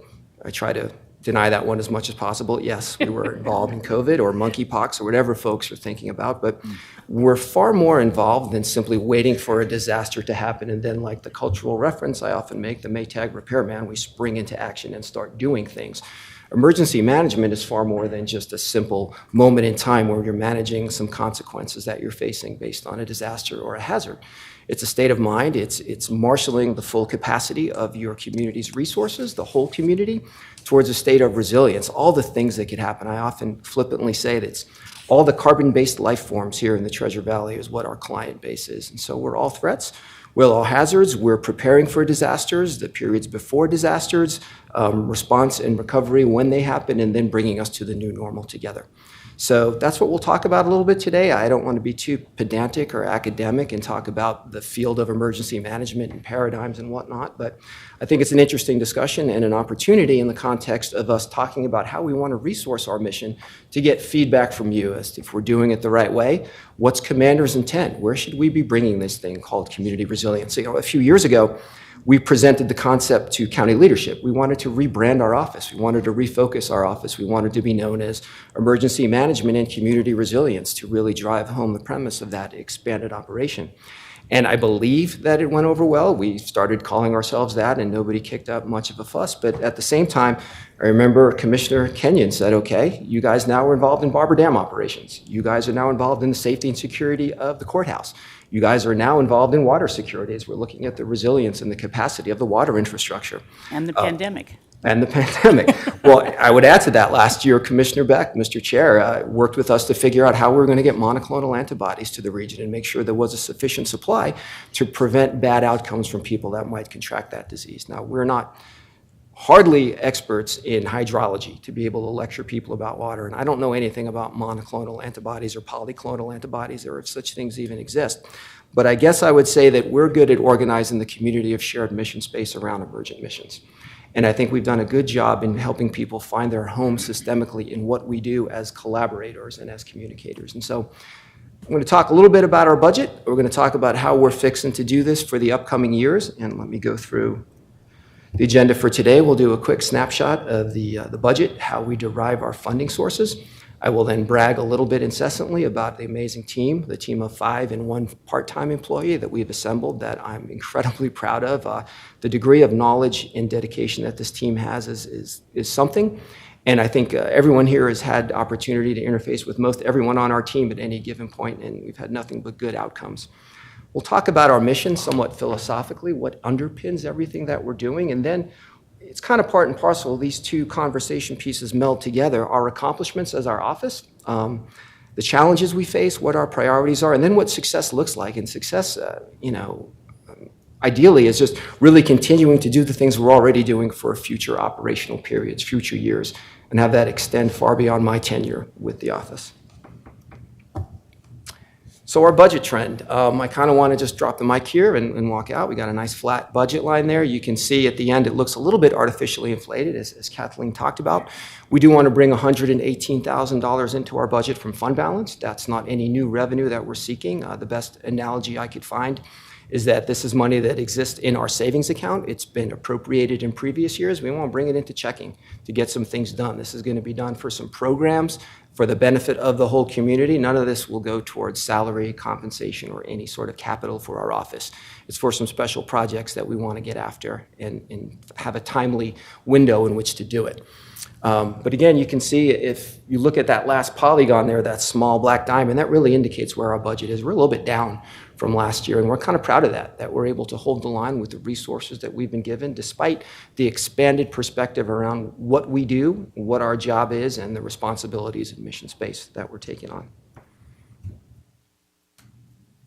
Again, running the numbers through our overall budget, again, that bottom line there, that's really what we're after. That's ideally the revenue that we're looking to bring on this year. It's about $621,588. Although technically our total budget is about $740,000, up from $627,500 the year before. And again, I want to emphasize that's for 5 full-time personnel. That is a flat budget. We are not increasing the salary or benefits portion of our budget. And our operating budget is actually down from last year. We pulled it down a little bit, almost $6,000. So with that $118,000 in the mix, it does raise the overall budget that we have. But again, the revenue that we seek, and I'll get to momentarily what the cost is to Ada County, is even lower than it was last year, about $621,588. So how do we reach that sum of $621,588? Foundationally, the funding of our office comes through something called the Emergency Management Performance Grant, EMPG. That's passed down to us from the Department of Homeland Security and FEMA, which I wish they would call themselves the Federal Resiliency Agency, but that's a bridge too far right now, but maybe someday they'll catch the wave like we have. But that EMPG fund that we get, that has a dollar for dollar match requirement. I guess it's 50% or 100%, however you want to slice it. But we have to match every dollar that comes to us in that EMPG funds. And we anticipate we'll get about $290,000, but to be fiscally conservative and responsible, we budget at about $260,000. We want to make sure we're not putting money into our budget that we don't have to set our budgetary expectations. So we put a target of about $260,000 on there for us to have to match in the federal funds we receive. We derive those matching funds through Ada County's contributions. We pay for being the county as well as unincorporated Ada. There is a population-based formula that we derive from Compass, I think 33 cents per resident, that gets to that dollar figure for us and our partner cities. Partner cities and ACHD contribute about $164,000, and ACHD puts in a flat fee of $10,000 because they don't have any sort of proxy for population. So we put those two funds together, and then we use that to match the EMPG funds, and that enables us to move forward and meet the requirements of those grant funds. That is the wrong page down. Here we go. If this were an infomercial, this is the part where I'd say, but wait, there's more. To fund our office through EMPG, we also have access to Homeland Security Grant Program funds. And that is kind of what we talked about yesterday, Commissioner Beck, Commissioner Kenyon, when we were looking at the use of grant funds to purchase some tactical items for local law enforcement. We get a pretty good sum every year, about $568,000, with a 3-year window to spend those funds to use for community planning, training, exercising, and equipping. And those are really important force multipliers for our office. Those give us fairly flexible pots of money that we can use every year, ostensibly. We're supposed to use those for terrorism preparedness, and we do. But if you think about it, a lot of the capabilities that you build in response to terrorism have great relevance elsewhere, right? If you have to put out alerts and warnings, if you have mass casualty events, if you have to shelter people, you can be doing that for any one of a number of hazards. But again, we typically get that funded at $568,000. You know, it's funny, I showed this slide to our finance person, Lori Beck, earlier today, and I wasn't sure about the symbol before the 568, if that's the actual symbol for approximately. I asked her, I said, is that how you do the symbol for approximately? And she said, I'm an accountant, I don't do approximately. So if you know Lori, you know I didn't make that story up. So that's a good segue to our actual team. You have me as the director. A lot of you have gotten to know Crash over the years, is an interestingly named individual for emergency management. I suppose that's better than if he was an IT professional. But he's our deputy director. He has basically built our mitigation program up from scratch. And it's really impressive the degree of participation he's got there and taking on the protection of critical infrastructure mission. And now he's leaning into the recovery mission space, figure out what the new normal looks like for us post-disaster. But I'm hard-pressed to think of anybody, aside from Crash, who has his depth of knowledge of how the built environment interfaces with threats and hazards. He is just a font of information, and sometimes it feels like we share a brain. I've worked with him for so long. Randy McClellan, we recently brought in from Central District Health. I've known Randy forever. I've worked with him over a decade in planning, training, and exercise activities. We've conducted operations together. He was the ideal candidate for us to get, and lo and behold, he wanted to join our office. Lori, as we all well know, came to us from the clerk's office. Incredible aptitude for county processes, budgeting, payroll, and she's going to be our grants finance administrator and has filled that role aptly. Greg Stone, we really caught lightning in a bottle when we brought this kid in from Utah. He has got a responder background as an EMT. He has an academic background in emergency management, and he's really reinvigorated training, exercise, and education for our office. And we're excited to get into that new phase where we're actually bringing people together to do this kind of stuff. And then Dennis Lawson, I just call him our part-time geek. He's our support technician, keeps all our equipment functioning, our radio room stuff, all of our AV equipment, and the like. So that's our small but mighty team of 5 full-time, 1 part-time employee. In our mission space, I think Kathleen did a pretty apt job of describing what it is we do. This is really it's vast, it's infinite, the amount of work that we have on our plate. If you look at how we coordinate emergency management for all threats and all hazards, make this a safe place for anything that could damage property, threaten life, cause incidents, and we're doing it across the entire continuum of emergency response, emergency management. We're preventing things from happening, responding when they do, mitigating the bad things, blunting them when they happen, figuring out the new normal and recovering from all threats and all hazards. I'm challenged to think of the easiest way to describe how we can do this really vast and expansive mission space. I guess there's a degree of deliberate planning and capability building that we do for those known threats and hazards we might face, but then you have those black swan events, things we didn't expect, things like COVID, that we did have some idea that we had plans for a public health emergency, but weren't really sure how that would impact us and the cascading impacts of that. For that, we rely on our crisis action planning, those relationships we've built and the practice methods that we have of bringing folks together for unity of effort. And we've been able to do that successfully. Years ago, there was a lieutenant from the Boise Police Department who told me, when you're talking to audiences in Idaho, always use football analogies. People like football analogies. So I guess my football analogy here is we give our best player the ball in these situations. When the mission space is so vast and you're not really sure where to start putting your objectives together, find who the primary champions are, elevate them to deliver on their mission, and you fill in behind them. You set up the coordination and and communication construct to support them. I can kind of hopscotch around this slide a little bit because, again, it's really difficult to put into well-defined mission buckets exactly what we do for the commissioners and for the community. But we write a lot of plans in response and recovery. We train and exercise people to those plans. We do a lot of work before incidents happen with mitigation plans, with bolstering our prevention capabilities, with protecting critical infrastructures with the assets that we can to make sure that they're survivable. We educate the public on everything that we're doing. And as the economists like to say, there's no such thing as a free lunch. The grants that we receive do require a good amount of care and feeding and administration, and that keeps us busy to make sure that we're comporting with all the federal guidance in how we use those funds. To get to the interesting part of this, if I'm John Q. Public watching this at home and I want to know what this emergency management office does in the way of fiscal responsibility, in the way of providing maximum value and being good stewards of taxpayer money, I guess the following bullet points can get us there. We don't have much of a departmental footprint. We have 5 people, 1 part-time employee. We have very limited infrastructure. We have an office, we have an EOC, we have 2 vehicles. We had a storage space, which we're decommissioning this year. We're not going to be using it anymore. We cleaned it out, found a lot of really cool civil defense items, I think from the Eisenhower administration that were probably in there. So if anybody is in the market for a radiological handheld detector, let us know. We may be your guys. But again, we maintain limited departmental footprint and infrastructure. We keep that operating budget in steady state, despite the increase in responsibilities and expectations. Bob Perkins can tell you we follow all our procurement guidelines to the letter, and thank goodness we have folks like Bob to keep us on the good foot with stuff we're buying. And the recommendations and counsel we get from the civil folks over in the prosecutor's office, they do a great job with the array of requests we send their way to figure out how we can spend these grant monies. And we do it in an efficient manner, and we do it with fiscal accountability. We are very intentional with what we do. I believe it was Vince Lombardi who said, if you don't know where you're going, any road will get you there. We do not follow any road. We're very deliberate in building capability. We do very methodical gap analysis of the capabilities we want to build. We try to define everything to a measurable outcome, and we stay consistent with those priorities once we've identified them. We don't have mission creep. We don't veer off course because we don't have the resources to do it. And we have some pretty dedicated people who are really good at staying mission focused. There's nothing worse than that bureaucratic malaise of wondering why you're doing what you're even doing when you wake up in the morning. We have really good sideboards against that, and we've never had that degree of mission creep.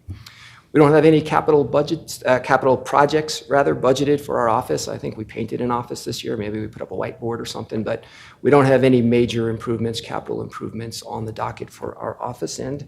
Again, no new positions that we're asking for. Could we use new positions? I think we could find gainful employment for any number of people that would end up in our office, but we're holding the line fairly well with the mission space that we have and where the mission space where we're bringing it. So I guess we'll talk a little bit about kind of the philosophical underpinning of our mission right now and how that plays out in what we're doing. Like this is the battlefield as we want to describe it, and then the accomplishments and our priorities that we've set forth as we try to navigate this landscape. Once more with feeling, I don't think this is any surprise to anybody. We're growing here in Ada County, and I think we've seen population growth. That's a pretty crude proxy for the degree of complexity we want to describe in our community, but it's a fairly known maxim in emergency management that when populations grow, when the distribution of population changes, so does your risk exposure, so does your vulnerability. New people means more built environment, means more houses, it means more businesses, it means more highly attended special events, it means more draw and impact on existing infrastructure. So all of those things are part of the calculus we have right now when we're thinking about how our community is changing. Population growth is a significant indicator of a lot of things that we're dealing with right now. And to deal with that population growth, and again, I don't want to get too academic or pedantic here, but resilience is the end state that we're going for. All those bars and population that you saw on the previous slide that denote growth, we want to make sure that there's sufficient capacity for those people, the communities they form, the businesses they work for, the institutions that they're involved in, to prepare for, withstand, and rapidly recover from any event that comes their way. And I'll kind of break this down a little bit into what really disasters mean, at least to us. It's the nexus, it's the interface between acute shocks and chronic stresses. That's kind of the fun academic, interesting, well, at least to me, this is interesting. I teach this at ISU. I think this is kind of cool. But we look at those events, we look at those disasters as shocks, right? Those are the things that may catch us off guard, may waylay us, stuff like fires, earthquakes, floods, stuff that we have a historical basis for can be a shock to our system, or even things like COVID that we didn't expect. I would say that the mall shooting this past year caused us to reorient our thinking and look at the prioritization of certain capabilities in a certain way.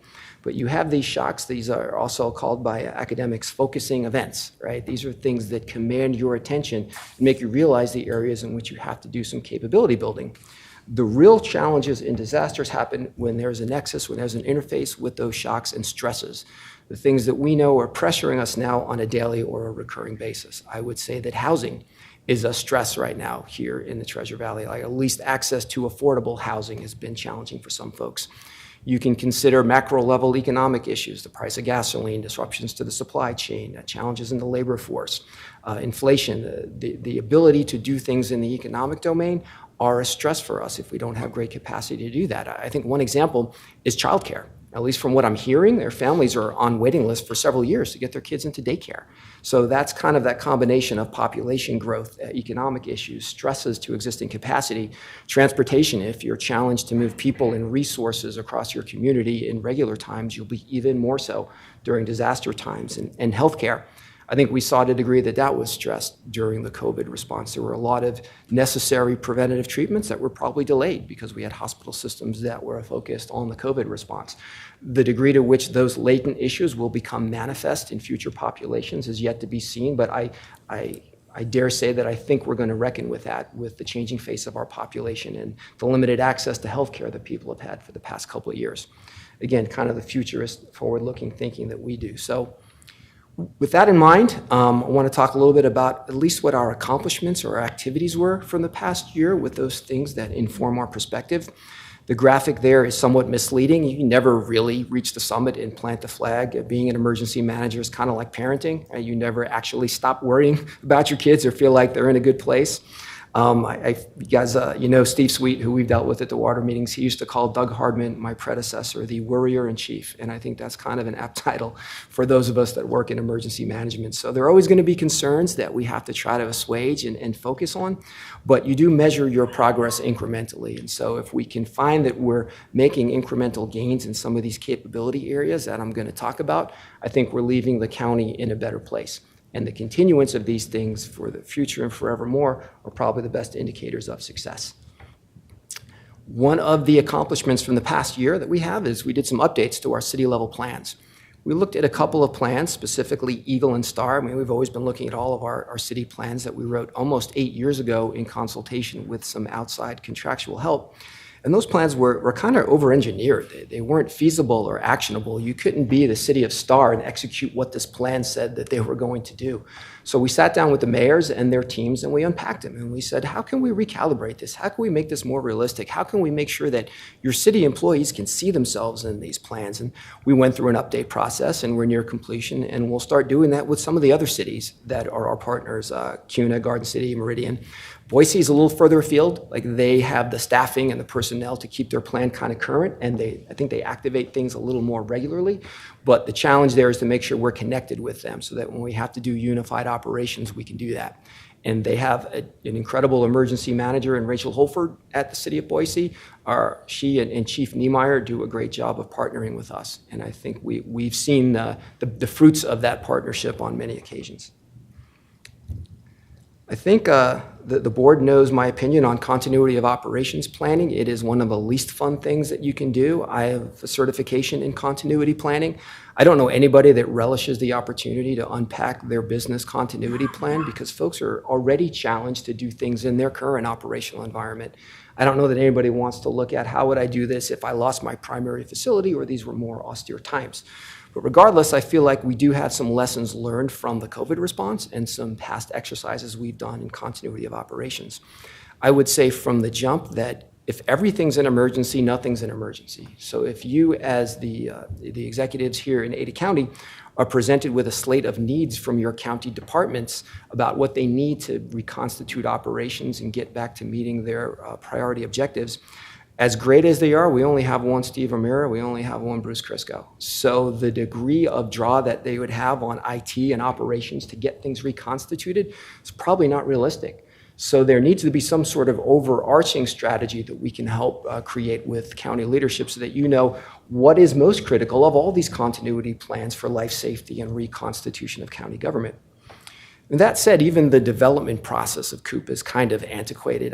Nobody likes to see somebody from our office coming at them with a 3-ring binder off the shelf to sit down to go through their recovery time objectives, their orders of succession, their critical tasks, their procedures for activating their COOP site. And when you do it that way, it's kind of a compliance-driven endeavor. You just do what you have to make the guy with the binder go away and tell them the information that they have, and then you put it on a shelf. We have written a request for information to try to procure some software and maybe some support using that $118,000 that we want to bring on from fund balance for developing and maintaining continuity of operations plans in a better way.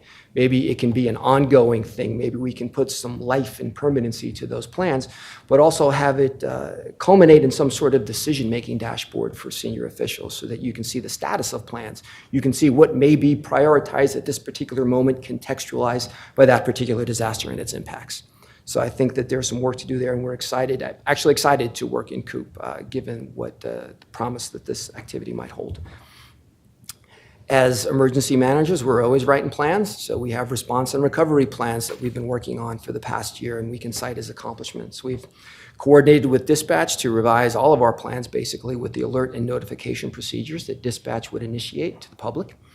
We're near completion of what we call our public alert notification and evacuation annex. As we talked about earlier, as our population grows, it's pretty much a given that we're going to have to evacuate segments of the population. Right? We've seen what happens when we have development in the wildland-urban interface, when we have expansive growth. It's just inevitable that you're going to have that interface between people and situations where there's wildland-urban interface burning.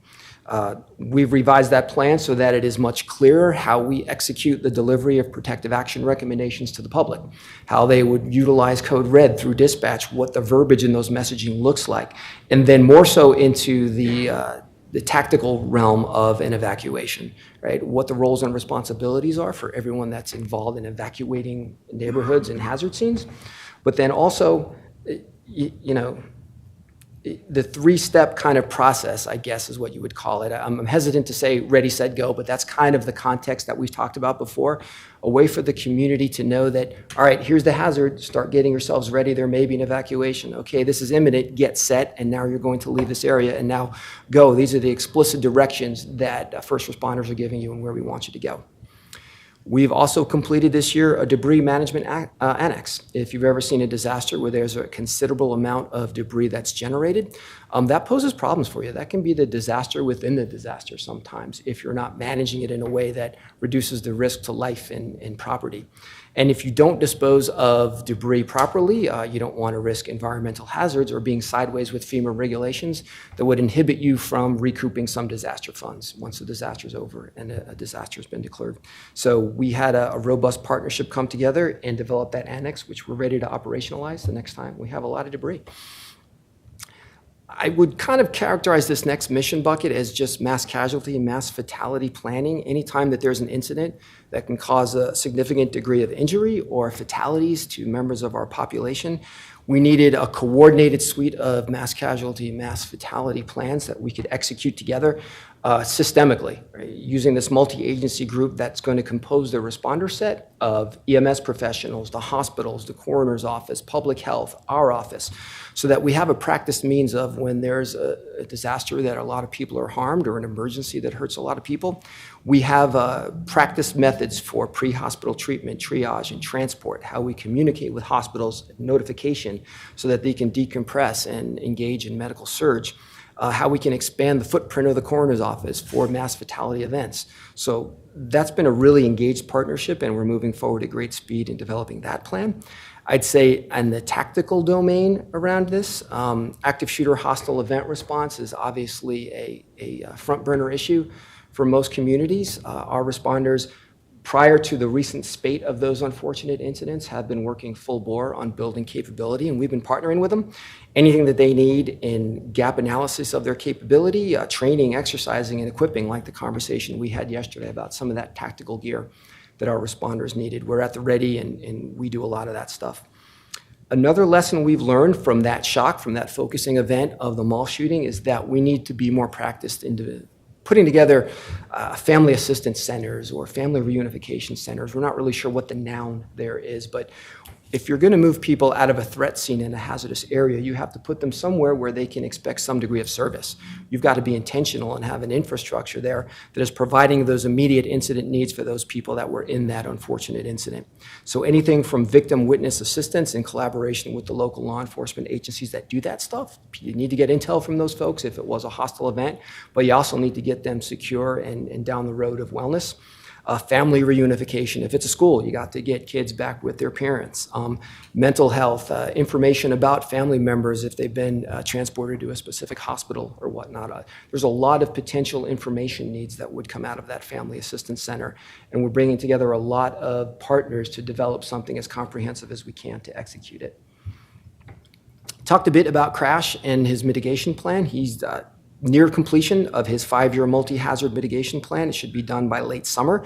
That plan documents all the potential actions that we can put in place, all the projects and programs that can reduce or eliminate the long-term risk to people and property from natural hazards they may face. By doing this makes us eligible for pre- and post-disaster mitigation grants from FEMA, and there's some really rich analysis in this plan that he's conducted, looking new hazard analysis, hazard ranking modeling. Even the relationships alone that the development of this plan create are beneficial, but the potential for funded projects to come out of this would really make it valuable. Public education and outreach, as I had said before, getting people back together, getting to engage with members of the public is really what's critical for our office. And we do all the standard things. We put things out on social media. We do public presentations and public engagements, and we teach people how to have prepared households and be resilient. We have a program called Community Emergency Response Team Training, where they receive actual preparedness gear, helmets and backpacks and first aid kits. We train them in basic incident operations so they can self-sustain and stabilize their own homes and businesses in advance of the first responders showing up and having them find a more stable incident scene. But it's really about the communication and the engagement with the public in this mission space, and that's why it's so important. I think it's one of those Stephen Covey principles. You have to seek to understand before you can be understood. We have to have these engagements so we understand what people are thinking. There's misperceptions out there that may need to be countered, but there's also good information, and we need to understand what their appreciation, what their experiential information is for the hazards they see, the things that keep them up at night, and what they want to keep their family safe. That's just being responsive. That's just being good government. There's a whole bunch of things here that I'm not sure how to categorize, so I'm just going to put them under that community resilience bucket, and it's kind of some cool atypical activities perhaps for some emergency management offices, but in some cases not so much, because offices that I know are starting to trend in this direction. Working with Commissioner Kenyon as part of the Treasure Valley Regional Water Summit. Under her leadership, there is a team that convened a bunch of area partners to start looking long-term at long onset disasters like droughts in water supply. We don't do that well in emergency management. We pretty much wait until there's no water and go, okay, now there's an emergency. But if we can be a little bit proactive and progressive, we can start putting together a coordinating structure so we can look long-term at options for mitigating any impacts on our water supply and our water quality. And ideally, there'll be a coordinating structure that comes out of that we'll support forevermore. I think the board is aware of the work that we've already done with schools. We help standardize all the training and the responses, those standard protocols that all schools now across the state of Idaho use for all threats and hazards. We filmed all the training videos, and those are used statewide and even other states. So it's kind of been cool to see the impact of that. And when I see schools put out messages that reference the information that we help build, and they show training videos around the state that people recognize, I think that's really cool. We're continuing to work with those groups, and the current emphasis going forward, like I had referenced, is deliberate planning around student reunification. We can get kids out of a building and put them somewhere, or we can have a delayed dismissal from school. But how do you make sure you have a deliberate plan to get them to the right people once the situation has been neutralized, once the threat has subsided? And of course, we're always working with any of our partners to plan and execute exercise efforts, including the Boise Airport exercise, which is coming up. We're doing a volunteer organizations active in disasters exercise in early August, where we're going to help them practice their concept for a unified operation where they can provide coordinated services to people in times of disasters. I need to think for a minute on this one. It's KJ7WTJ is my call sign now that I've completed my ham radio operator class, and I'm an official geek with my ham radio. I think we have a little cadre of Ada County employees that we put through ham radio training, and we have regular net tests, and we communicate, and we can do more of that if there's more employees that would be interested in us getting them a little ham radio and their own call sign and coaching them to pass the FCC test, which was not easy, by the way. I have to say, that was a pretty challenging exam, but we all passed it. And we have weekly network testing, and we have this capacity that we can now stand up for redundant communications. And we do just, as a whole, regular testing and upgrades and maintain our auxiliary communications network. So we have expanded redundancy and reach. And we have a pretty good cache of 700 megahertz radios that we share with surrounding communities in case they need to scale up communications for planned events or emergencies. Right now, they're over in Eagle, and our partners are using them to execute Eagle Fund Days. So we're able to share those resources with our partners. So like I said, what does success look like going forward? Everything I just talked about and then some. We've got some more ambitious things on our agenda for the coming year that we're going to fund through our previously referenced flat budget. We're going to update our emergency operations plan, including position-specific procedures and training, and kind of the question that I started this presentation with, where do our fellow departments kind of see themselves in our mission space? We'd like to see them in our emergency operations center. During previous flooding events that we had in 2017, and I'll share a picture of that shortly, we brought in a lot of capacity from the county. A lot of our partner agencies jumped in and helped us run an event, and it was really kind of cool for all of us to work together to protect our community, to kind of do it in a very tangible sense. I think that built some real esprit de corps, and I think we did that in COVID, and now we're ready to kind of do that with some more practice and sophistication. All the plans you see there, we're going to have to update this year. Additional city operations plans. All the hazard-specific plans have to be updated, flooding, wildfire, hazmat. We're going to revise our joint information system plan, which helps all our public information officers work together to execute speaking with one voice. Crash is tabbed with that disaster recovery plan. As you know, we're having more and more special events in our community, bigger special events, more widely attended special events.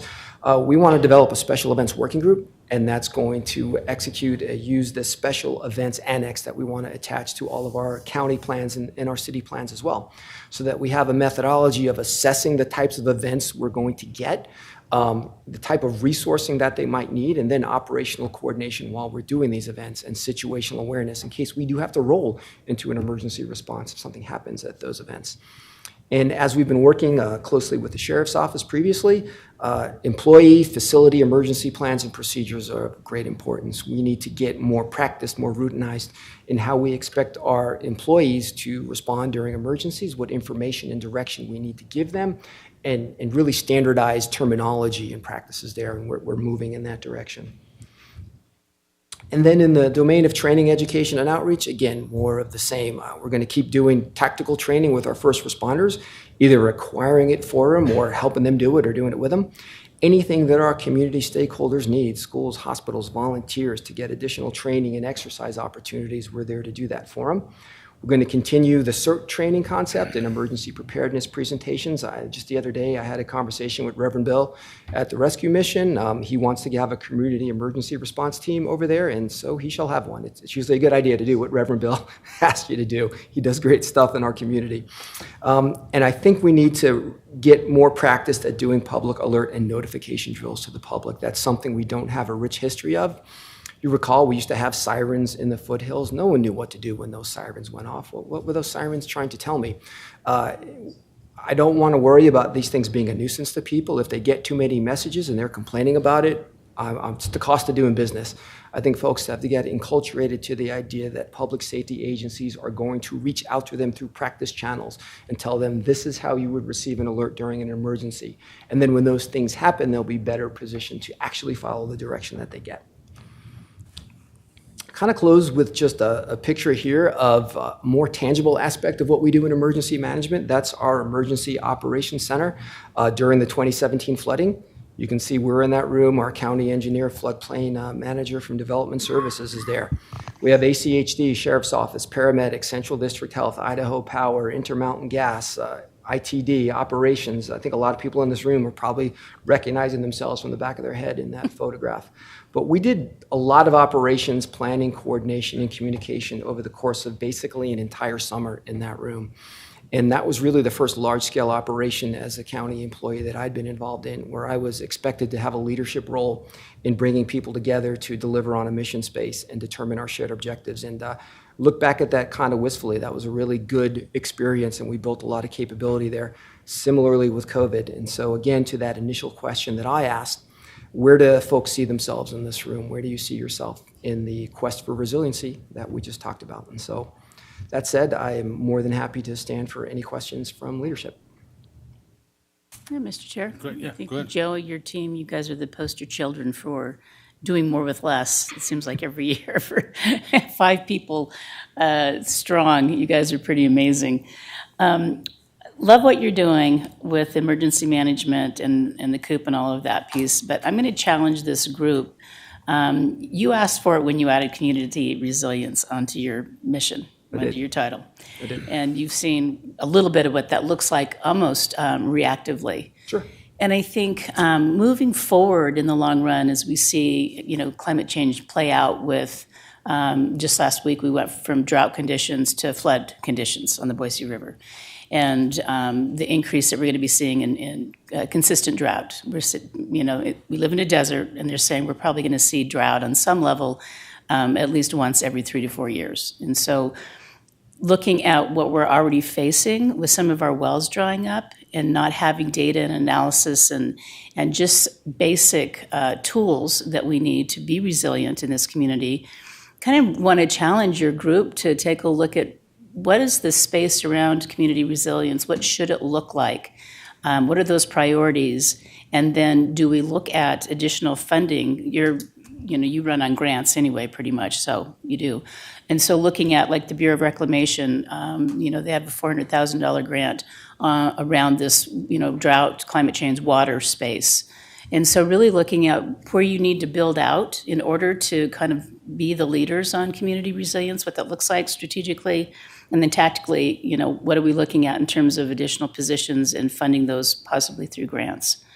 So I would love to see the direction, because I would much rather see us be proactive than reactive. As we know, if we don't get a handle on the water conditions here, the potential more wells, we've done a circle. I think Zach and Development Services has done an excellent job. We started out with about 13 to 14 wells drawing up before we got the rains.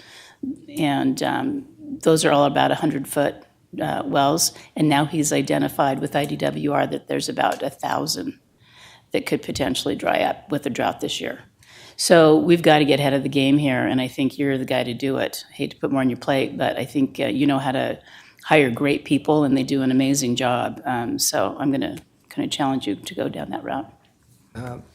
Chairman, Commissioner Kenyon, we'll take a run at it. I mean, we're excited to do that. We're happy to work alongside the group that you're spearheading right now. I think as that group goes in building consensus and the shared mission space, I think that'll give us some more gravitas and some more traction to think about organizationally how we can adapt to that, but also carve out more in our existing mission space as well. I think the mitigation plan that we have to develop every 5 years can find more of a home for that stuff as well. We're mitigating something, it's just a long onset disaster, and that's not something that we, as I talked about before, do exceptionally well in emergency management, but we have to as an Office of Emergency Management and Community Resilience. Yeah. Great, thank you, and thank you for all the work you're doing. Appreciate it. Thank you, Commissioner. Yeah, thank you. I think you have demonstrated your dexterity when I got you involved in monoclonal antibodies. We put together a good group, and we got some good information. I think the community was better for it. And so I think those kinds of things are important. I appreciate it. Thank you. Any other questions? Appreciate your presentation, and thanks for all the great work you do. Thank you, Commissioners. I appreciate the opportunity to present. Let's do this again next year. Oh, yeah. Okay, thank you. All right. Thanks, Joe. Great presentation.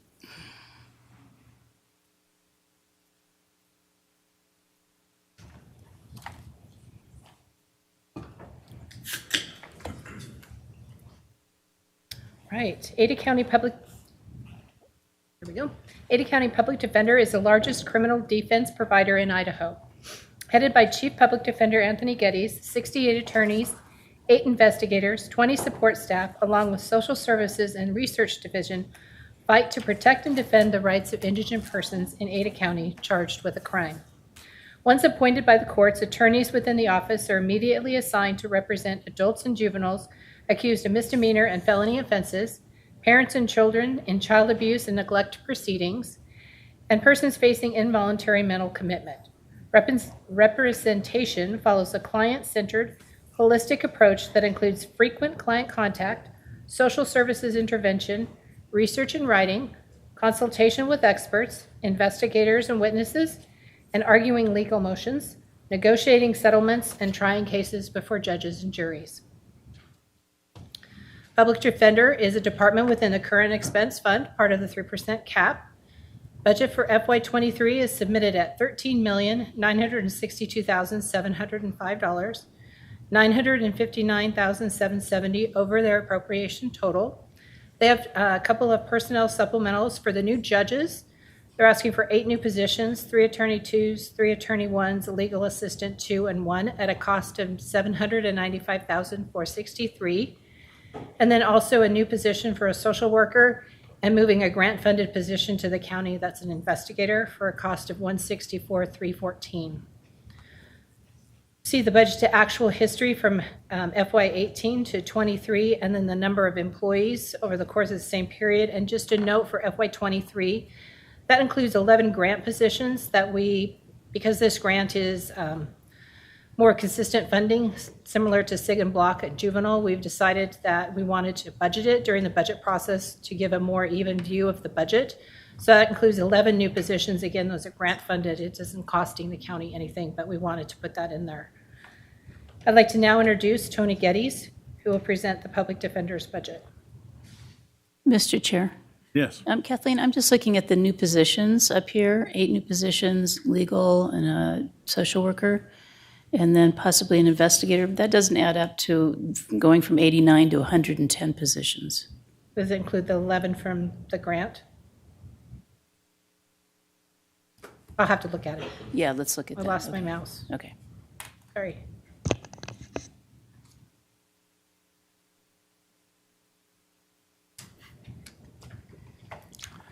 Mr. Chairman. Welcome. Commissioners. Hey, Tony. Kenyon and Davidson, it's nice to see you. I am delighted to be here this afternoon to present to you my proposed FY 2023 budget for your Public Defender's Office. First, I'd like to thank you. I'm not good at that. I don't say it enough. You all have been fantastic and supportive of our mission, and we couldn't do what we do without you. So I want to say that right up front. Thank you very much for your support. As always, I'd like to take a moment and thank my Budget and Finance Officer, Jake Precht, for all the hard work that he's put into this budget and presentation. Also, the Auditor's Office, thank you. The entire crew, Phil, Trent, Kathleen, Tim, they are a pleasure to work with and make this process a lot easier. A shout out to my attorneys and staff. They are some of the very best in the business. And in spite of the many challenges that we have faced in the last couple of years, they truly are the reason that the Public Defender's Office has become a high-performance organization. It is my honor and privilege to be their chief and to make this presentation on their behalf.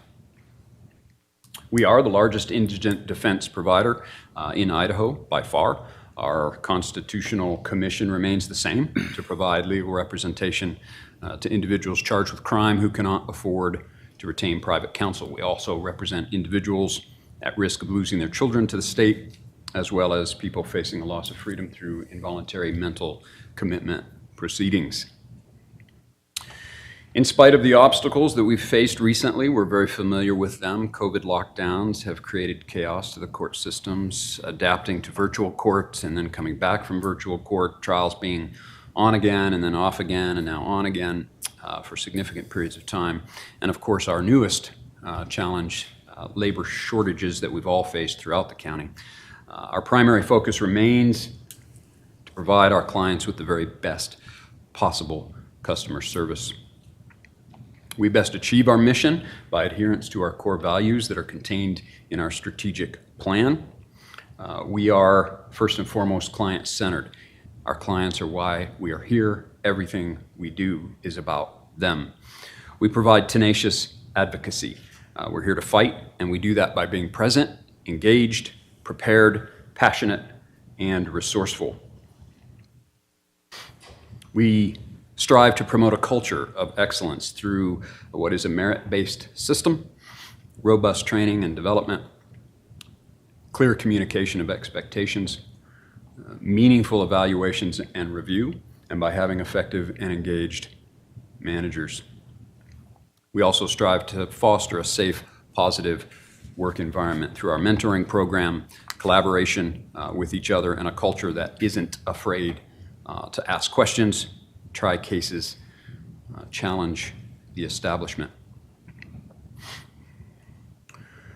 We strive to attract and retain high-quality employees by maintaining a reputation for excellence and through the efforts of our promotion and recruitment team who engage with local and regional law schools to develop relationships with law students and young attorneys so that we always have individuals in the pipeline that we know and who know us.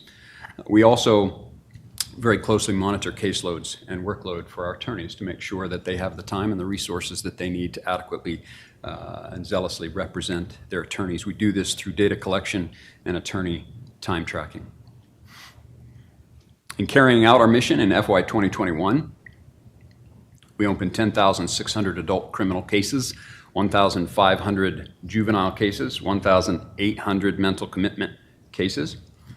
As you are aware, I'm involved in a working group looking at public defense models throughout the country, what works, what doesn't, as we look to public defense and what that's going to look like in Idaho in the coming years. And we can safely say now that Ada County processes as many cases as the entire state of North Dakota.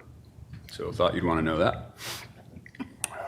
As we look forward, and we'll dig into this a little bit deeper, projections for felony and mental commitment cases are both on the rise and have been for the last few years, while misdemeanor and juvenile cases appear to be, at this time, fairly static.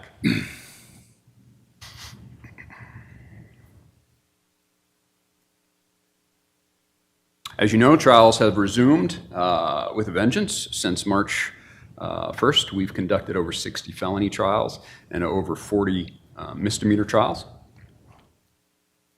And here's a look at our office and our team. Our office is currently budgeted, and we can go back to the question, Commissioner Kenyon, between the county funding and the indigent defense grant from the state, we're currently budgeted for 70 attorneys, 20 support staff, 8 investigators, and 1 social worker for a total of 99. That's our current budget between the county share and the indigent defense grant. I have 10 employees through the grant, 7 attorneys, 2 investigators, and a legal assistant. We are and endeavor to be a career-oriented office. The people that you see, our structure here, the benefits of being a career-oriented office is that we have a core group of long-term, very experienced trial attorneys and managers. And most, if not all, of those individuals you see are in the room here today. This graph gives you an idea of the average cases opened between 2010 and 2020. On the far right, we also have 2021, but that wasn't put into the calculus. So the 14,283 cases is the average of all cases that our office has opened between 2010 and 2020. You can see the dark green, they are the felony cases, the light green are the misdemeanor cases, dark blue, juvenile, and then the mental commitment proceedings are in light blue. We'll break down those a little bit next. This is the average felony cases between 2010 and 2020. Again, on the far right is FY 2021. That doesn't go into this calculus, but the 10 years between 2010 and 2020, we averaged nearly 3,000 felony cases a year. And you can see on these graphs, we can go back to that, you can see felony cases rise dramatically from about 2012 to 2018 and 19. And then you can see in 2020 and 2021 what can only, I think, be described as the COVID effect as charging went down for a bit. in those 2 years. And we can see the same trend in the misdemeanors. As I talked about, misdemeanors seem to be staying fairly static. This slide shows approximately not quite 8,500 misdemeanors a year between 2010 and 2020, and they actually started to decline and have continued to decline. And then we again see this COVID effect from 2020 to 2021. Our projections show that our misdemeanor cases for 2022 are on track to be very similar to what they were in 2021. These are the juvenile case, the average juvenile cases in the same time period. 1,850 is our average. You can see they have also been going down in 20 and 21. We had a surge there for a few years. We got through that surge, and then they went up again fairly inexplicably in 2019, but they're now back to 2014-ish levels. And again, our projections in FY22 seem to indicate that they'll be consistent with the numbers we saw in 2020 and 2021. This is the slide that really doesn't surprise anyone, the rise in mental commitment cases between 2010 and 2020. As I know you're aware, and we've talked about this, I've had to staff mental cases with a full-time dedicated attorney. We used to absorb those commitment proceedings in our juvenile division, but we just are at the point where there's so many of them we can't do that anymore. So I have a full-time attorney tasked with mental commitment cases, and she is busy. She's hopping. I don't anticipate those numbers going down at all. I see them only increasing. I think there's, we can, go down this rabbit hole a little bit. I think there are a lot of reasons for that. COVID didn't help. Everybody's anxious. Mental health conditions, opiate addictions, now the new scourge, fentanyl. All of these things have really added a tremendous amount of stress and anxiety to our society. And so mental commitment proceedings, I believe, will continue to rise. I'd like to look back at some of the accomplishments over the past year. I didn't put our deli space in here because it felt more like a gift than an accomplishment. It's really an accomplishment for you. Thank you for that space and all the work that went into that. Operations were fantastic. They did such a great job. It's now a very coveted office space. I have open offices in my office, and attorneys will say, "No, I'll wait for a deli space to open." So it's a great facility addition to our facility, and I want to thank you. But it's not really an accomplishment. It's just kind of awesomeness.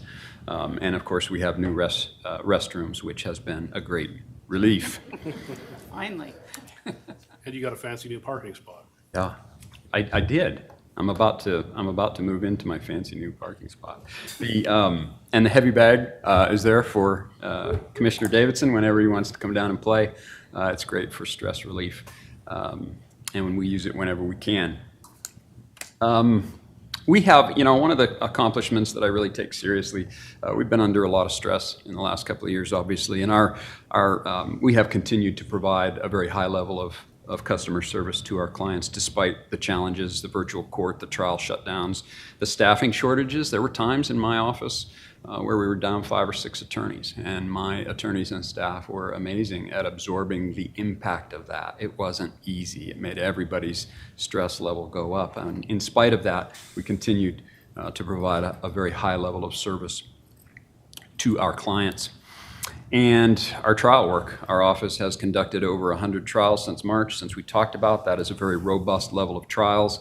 We've had a great deal of success in our trials. We've even tried homicide cases recently, and we continue to do that. So our trial work has been excellent. We have worked hard to get our staffing levels back up to where they need to be. We've recruited some really talented young attorneys who are just embarking upon their legal careers. They're smart, hardworking, engaged. They come to us already with what I call that public defender aptitude. They love what we do and want to be part of our mission.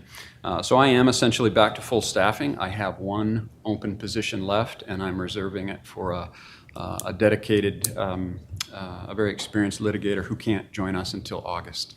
So that position is reserved for her. But when she arrives, I will essentially have all of my positions filled.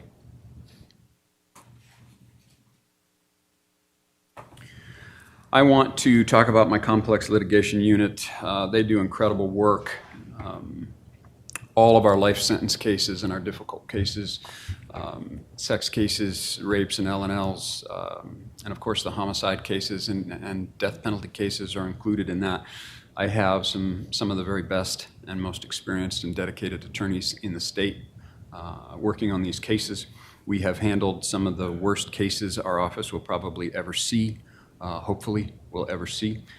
We just resolved one of those last week. And we've had a couple of those in the last couple of years, and they are incredibly difficult for everybody, for our colleagues across the aisle, for us, for the judges. No one's immune from the difficulty of those cases. And we continue to put a high level of service into those cases. I have right now my big board, I think at last count it was 12 or 13 homicides still pending. That's down. We were at about 17, but we've been working our way through them. We're resolving the cases that can be resolved. We're trying the cases that have to be tried. It's a tremendous amount of work, and my team has just simply been excellent. Another accomplishment focuses on training. Much of the travel and training for our mandatory continuing legal education was shut down during COVID. And so it was difficult to get credits.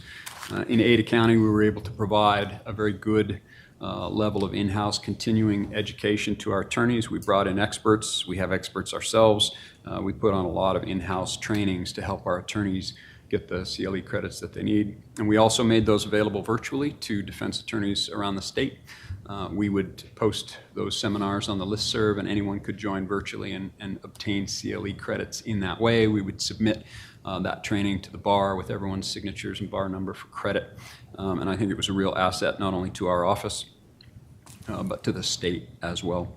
We're also collaborating with the Federal Defender Services of Idaho this year on their Western Confabulation, they call it. It's one of the best training seminars in the state.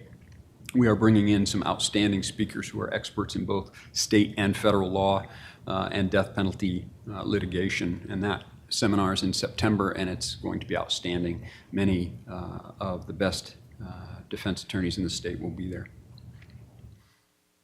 Looking at our goals moving forward, our goals, as always, align with our continuing efforts to enhance the services that we provide to our clients. And some of the ways in which we do that and hope to do that is continue in our efforts at data collection and refining that process. Unfortunately, Attorney Manager through Odyssey is not the best program to do that. It seems like it's a struggle every year, but we are getting better. We're working on it, doing the best we can to collect the appropriate data. What are we putting into our cases? Where are we putting our time? What are we doing well? What are the gaps? What could we do better? What do we need? What are the resources that we need and the pressure points to get the resources that we need to better serve our clients? We're continuing to develop a promotion and recruitment team. They have done a fantastic job of bringing in externs, law students, to work with us, and it's a really good process. They are very smart and engaged law students, and we have the ability to develop relationships with them. They have the ability to develop relationships with us. They get to understand and actually work in our field, do what we do, and so they get to know who we are. They know what we do, and they develop that aptitude that we talk about. And when they graduate from law school and pass the bar, they want to work for us. So in that way, we hope to have, instead of struggling to find people, we already have people that we have relationships with. So we'll continue in our efforts to do that. One of our goals, one of our top priorities is to retain our current employees. We have fantastic employees who are excellent at what they do, and when we lose them, that hurts. So we want to do whatever it takes to keep our valuable employees, whatever that requires, whether that's culture, which we take very seriously and work hard on. Our mission is something that we always push forward. Wages and benefits, I call it the triad of our staffing challenges, and they are the cost of living in Boise. I'm hiring young attorneys at an entry-level salary, and they can't pay their rent, and that's real. And they're coming to me and to my leadership team and talking to us about that, let alone buy a house. That's completely off the table at this point. They're just having a hard time paying rent. And so that's difficult to bring people here when the cost of living is so high. And of course, we're all very familiar with inflation, and we're all struggling. Every county department is struggling with labor shortages. So those three things have made it very difficult to bring people in. And so when we have them here, we want to keep them, to do everything we can to keep them as part of our team. Our metrics for success, I'd like to talk about that a little bit. You know, I've repeatedly said this, measures of success for indigent defendants can be hard to define. It's different than Ford Motor Company or for the Celtics, who had a rough night last night. You know, it's not about profit or wins and losses, right? It comes back to our success is measured in the many different ways that ultimately all boil down to our customer service, right? So how do we measure that? Are we spending the appropriate amount of time with our clients? One of the number one complaints you hear from clients is, I haven't been able to get in touch with my attorney. I don't know what's going on. That's the number one complaint. Client contact is extraordinarily important. Are we spending enough time with our clients? There is no cookie cutter formula for this, but are we filing the appropriate motions with supportive briefing? Are our attorneys properly trained and experienced to spot the relevant issues and pursue them? Are they doing the necessary research? Are we taking a strong, high level of cases to trial? You know, the jury trial is the linchpin of the criminal justice system. If we're not having trials, we're not doing our job. We're rolling over, and we're not about doing that. Are we achieving favorable results at trial? There are awards given out in the defense community, and one of them is called the Cockroach Award, and it goes to the person who's tried the most cases. And personally, trying a lot of cases I think is good, but if you try 30 cases in a year, but you're not winning any of them, you're not achieving any favorable results, that doesn't mean a lot to me, right? Going to trial isn't necessarily the end-all, be-all. Are we getting better offers? Are we getting dismissals, reductions from felonies to misdemeanors? Are we getting acquittals? Are we a force to be reckoned with in the courtroom? You can try 20 or 30 cases in a year, but it doesn't mean you're doing it well, right? Do our clients walk away from us out of court feeling like we fought for them and we did everything we could in our efforts to achieve a positive result for them? And to that end, have we developed a culture and reputation in our office that allows us to attract and retain high-quality, career-oriented attorneys who believe in our culture and our mission and want to make it their life's work? Our challenge is really the one seminal challenge that we have, and I think everybody faces it, is this tight labor market. I continue to lose really good people, good lawyers, good staff to private firms and other state and federal agencies who, frankly, can just pay them a lot more. I recently lost another one of my best lawyers to the bench. That's becoming increasingly, frustratingly common. But every time you lose someone of that type of experience and caliber, it is felt throughout the office. It has ripple effects. That person is a mentor. That person has experience and wisdom and can pass that on to the next generation.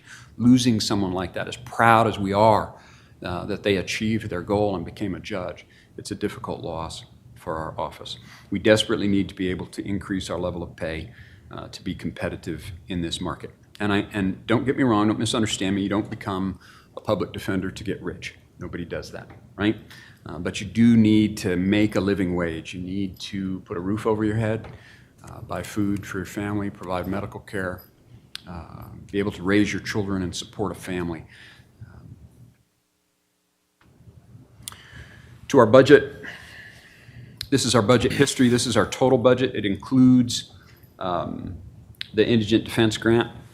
So for FY22, we're funded between the county portion and the Indigent Defense Grant at $13.8 million. The green is operating and capital. The blue is personnel. That's all fairly self-explanatory. This just is a graphic that shows you the Indigent Defense Grant component over the years. It started in 2017, and it has continued. Obviously up until this year. And so for the personnel costs, you can see in the green, $977,000 funds those 10 employees that I talked about from the Indigent Defense Grant, 7 attorneys, 2 investigators, and a legal assistant. So that brings me to my supplementals. We are essentially at full staffing, but we were notified, obviously we were involved in those discussions, that 3 new judges are coming, 1 district court judge. With felony caseloads, if you look at all of our divisions, felony caseloads are the ones that are increasing, right? And so some of my felony calendars are really under a lot of caseload pressure. Not all of them, but some of them. And so I try and have 3 district court attorneys on each district court judge. So I originally planned to ask for 3 felony level positions to staff that district court judge. There are 2 magistrates coming. In talking to Judge Hippler and Sandra, one of those positions, one of those judges is going to be a full-time Ada County criminal calendar. We have to staff that. That requires 2 attorneys to do that. We can't do that with just 1 attorney. It was talked about and is still being talked about, I think, the possibility of one of those magistrates doing part-time child protection work. So I added another attorney to join my child protection team to help staff that additional judge. I have talked to my child protection team. I have 3 attorneys on that team, and they believe they can absorb another half of a judge on their calendar. So we're going to give that a whirl. And so it's my little eraser graphic. Do you want to see that again? Did you miss that? Let's do that. Let's do that again. So I was going to ask for 6 attorneys, but I'm erasing those. There we go. Okay. You got to have fun. So I know this is going to be a challenging year. We've had a lot of meetings about this and talked about this a lot. Please understand, I wasn't going to ask for any additional attorney positions until we found out we were going to have these additional judges. So this is the result of that. I'm asking, a district court judge sometimes takes up to a year or 18 months to get up to full caseload. And so I will try to staff that new district court judge with only 2 attorneys for now, and we'll see how that goes. If it works, great. If it's a problem, we can talk about it next year. So that's the change in my plans. I've reduced my request from 6 attorneys down to 4. Originally, with those 6 new attorneys, I needed the staff to support them. I was asking for 2 legal assistants and an investigator. It says complex litigation investigator. I need investigators. You know, we have so many homicide cases and complex litigation cases in our office. Experienced investigators are very, very important to what we do, and we currently have 8. And with all the homicide cases and the occasional death penalty case, it takes a tremendous toll. And so I was asking for an investigator, but the plan for that investigator was to move that investigator to a county position. And so with my reduction in the request that I'm making, what I'd like to do, and I hope this makes sense, is I am now, with only 4 attorneys, I'm asking for 1 legal assistant. I'm asking for an investigator position.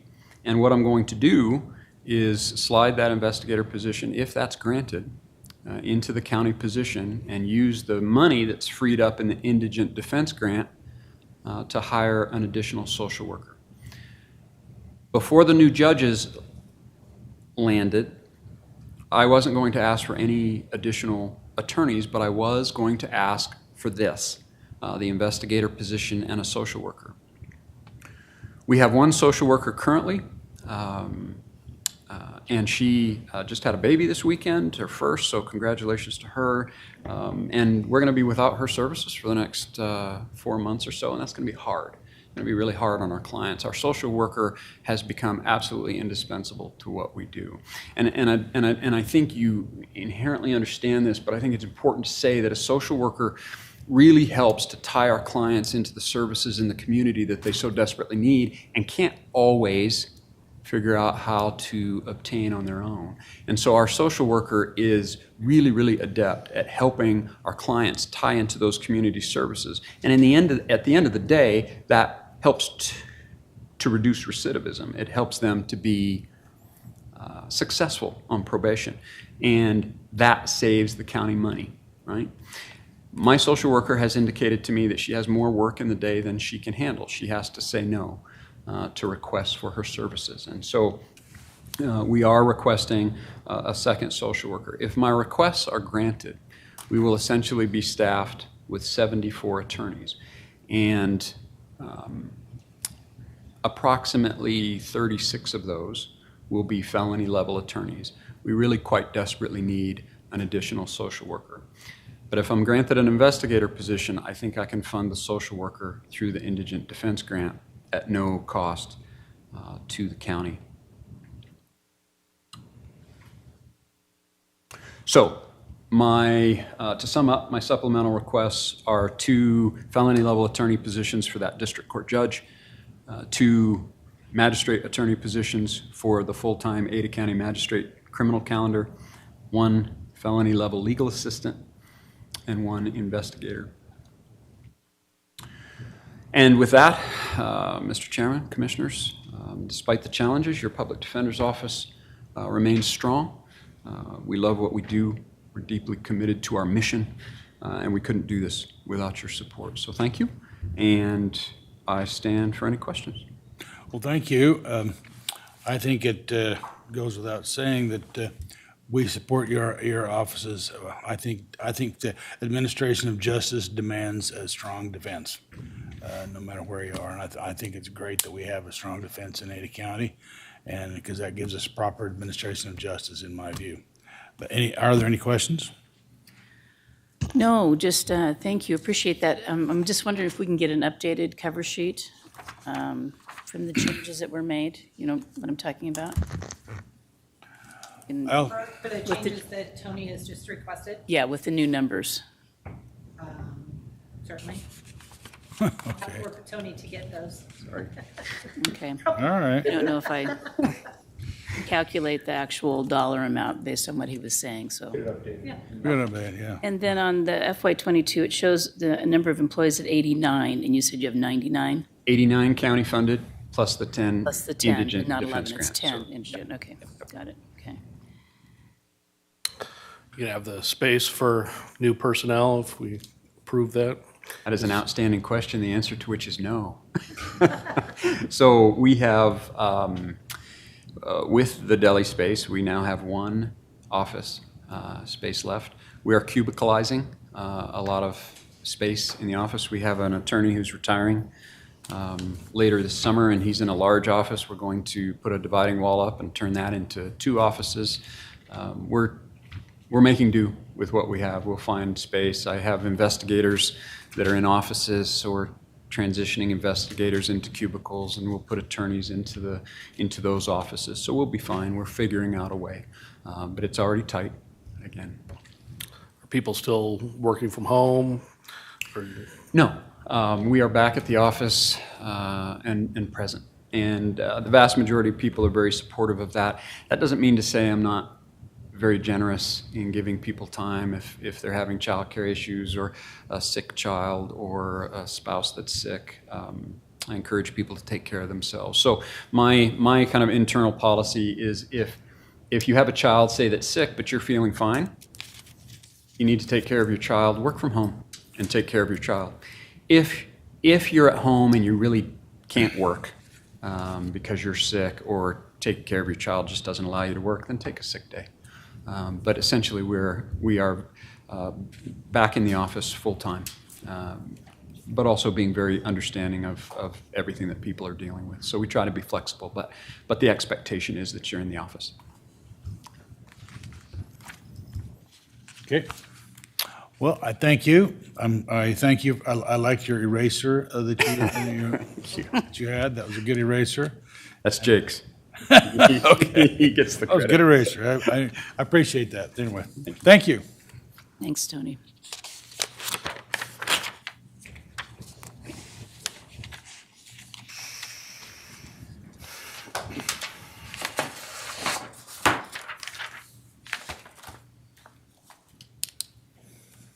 All right, last one for the day. The coroner is one of 7 constitutionally elected offices within Ada County. Coroner Dottie Owens is responsible for the coroner's office. It is the duty of the coroner to investigate, determine, and certify the cause and manner of death for cases which fall under the jurisdiction of the coroner's office, including deaths resulting from natural causes, accidental death, homicide, and suicide. In addition, Ada County provides pathology services to the other Idaho counties to ensure standards are met statewide. The Ada County Coroner's Office has 3 distinct departments: administration, forensics, and investigations. These 3 departments complement and support one another in order to provide the absolute highest standards to the public they are called to serve. The office is accredited with the National Association of Medical Examiners and with the International Association of Coroners and Medical Examiners. The coroner is a department within current expense, part of the 3% cap. The budget for FY23 was submitted at $4,350,483, $581,661 above their appropriation total. Personnel supplementals include 1 new position for a forensic pathologist at $385,821, promotion and special salary adjustments for $15,840, and the need for extra help at $30,000. On the operating side, there are 2 supplementals replacing the 2 Ford Eco transport vans. That's $75,000 each. That's a one-time cost. And it is my pleasure to introduce Coroner Dottie Owens, who will present the coroner's budget for you.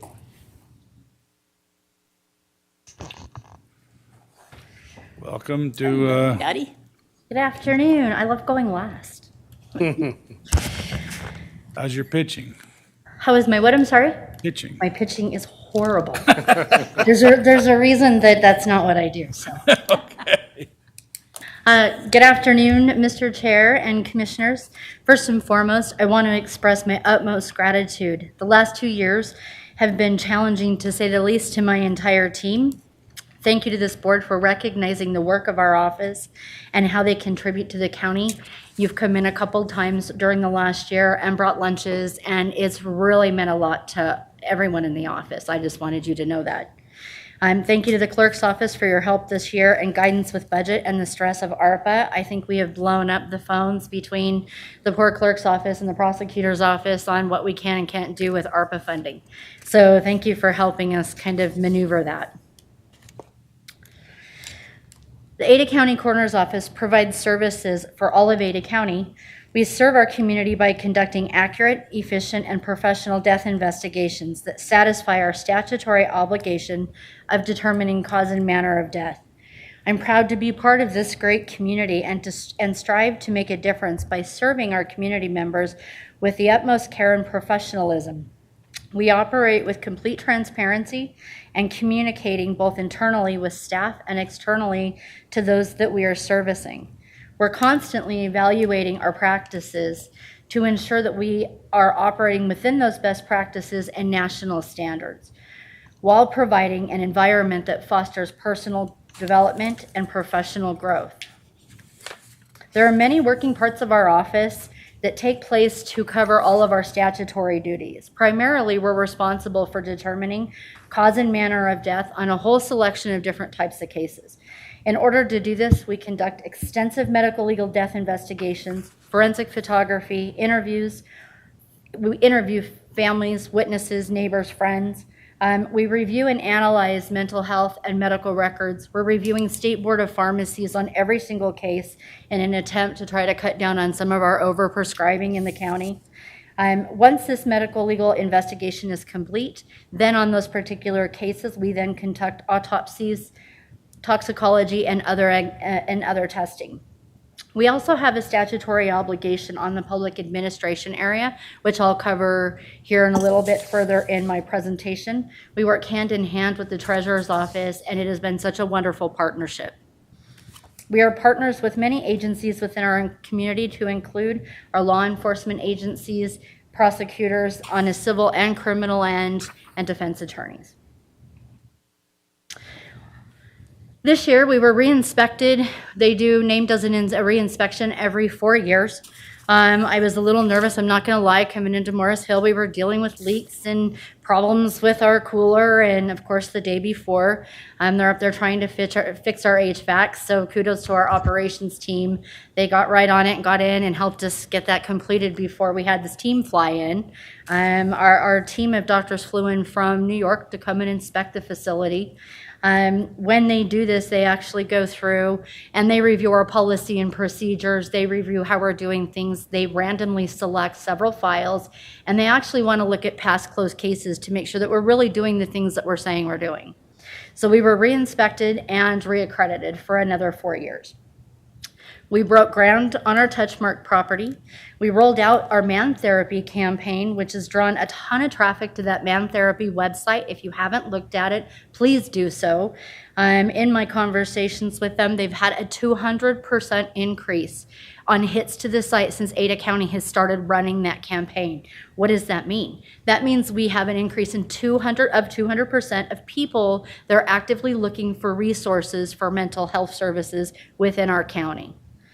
Out of that 200%, we had many individuals that actually went on, completed the head inspection. Again, if you haven't looked at it, please do it. I've had all my team do the head inspection. It's fun to do, and it's quite telling.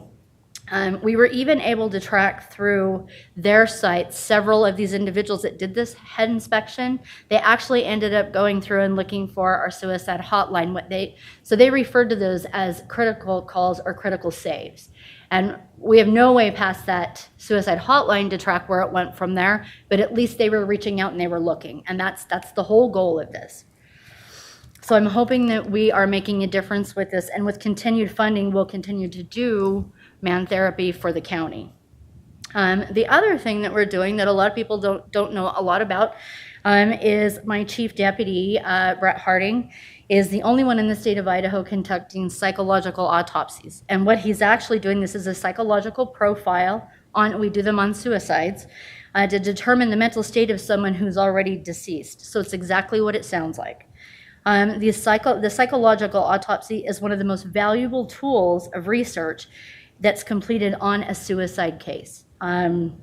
Very important, and we've been asked for years if we would start doing these. He's the only one certified. So what he does is he goes through these case files and collects additional information. He does additional interviewing. It's almost a sit down once this case file is closed with families to determine, are we making those correct rulings? Was this really a suicide? We especially want to make sure we're doing these when families are stating, no, there's no way that this was a completed suicide. It's an accident and we're missing something somewhere. So these have been very, very beneficial to our team, and he's doing a couple of these a month. What I'm hoping is that maybe there's a report we can put together at some point. I brought him with me so that we can share with you what we're doing and the importance of why we're using these. Our long-term goals for our office: completion of the new facility in Meridian with the anticipated completion date of October 2023 is what I'm being told. My staff is excited to be in a central location with room to literally breathe. This facility will sustain Ada County for the next 50 years. We're excited to be able to get to function and get rid of all of the illnesses circulating our office constantly. We're doing it again. I've got 3 out sick this week alone, and a couple more we're testing. So I cannot wait to get to the point where we aren't having to do this on a weekly basis. It will also allow us to become ADA compliant, which is going to help us serve our community members. We really struggle with it right now. The only conference room that we do have for families is upstairs, and we get a lot of family members that come in that can't manipulate those stairs. We are also facilitating a statewide mass fatality mutual aid network for Idaho coroners. One thing that we learned going through COVID is that throughout the state that there was a whole lot of I don't knows and I don't know what to do. And so we want to make sure that we don't have that issue, and we're gonna continue to bridge these gaps with with the counties throughout the state. We're fostering a productive work group in this next association meetings in September, and for the first time, we are trying to mandate our standards. There's a national shortage of forensic pathologists and an ever-growing need to nationally develop a forensic pathology fellowship program. Once we are in this new facility, we will have the room and requirements to be able to do that. Currently, we are partnering with ICOM, and we bring in a medical student from their facility, and we rotate them once a month. So we've already started to lay that groundwork, and that has been very successful. They come in, they help the pathologist, and they're working in the morgue with our team. We also want to create and implement a grief support services unit for our family. Being on the front lines, our families often confide in our staff in a need for further services, and at this point we are unable to help and assist them with that. When we are on scene, we do deliver what we call a suicide packet, which is put together by a couple of state agencies. We give these resources to families. Unfortunately, when the funding for those different groups go away, so does those resource packets. And so I feel like that there's more that we can do. We get calls for help weekly from families, and we don't know. We even get them on domestic violence, and we refer them over to FACES. So there's a lot of things there that I think that we can improve on as a county. Our metrics for success. How do we measure our metrics? Well, in our name accreditation, our inspector sent a letter, and he stated, the citizens can be proud of the hard work, dedication, and leadership of your office.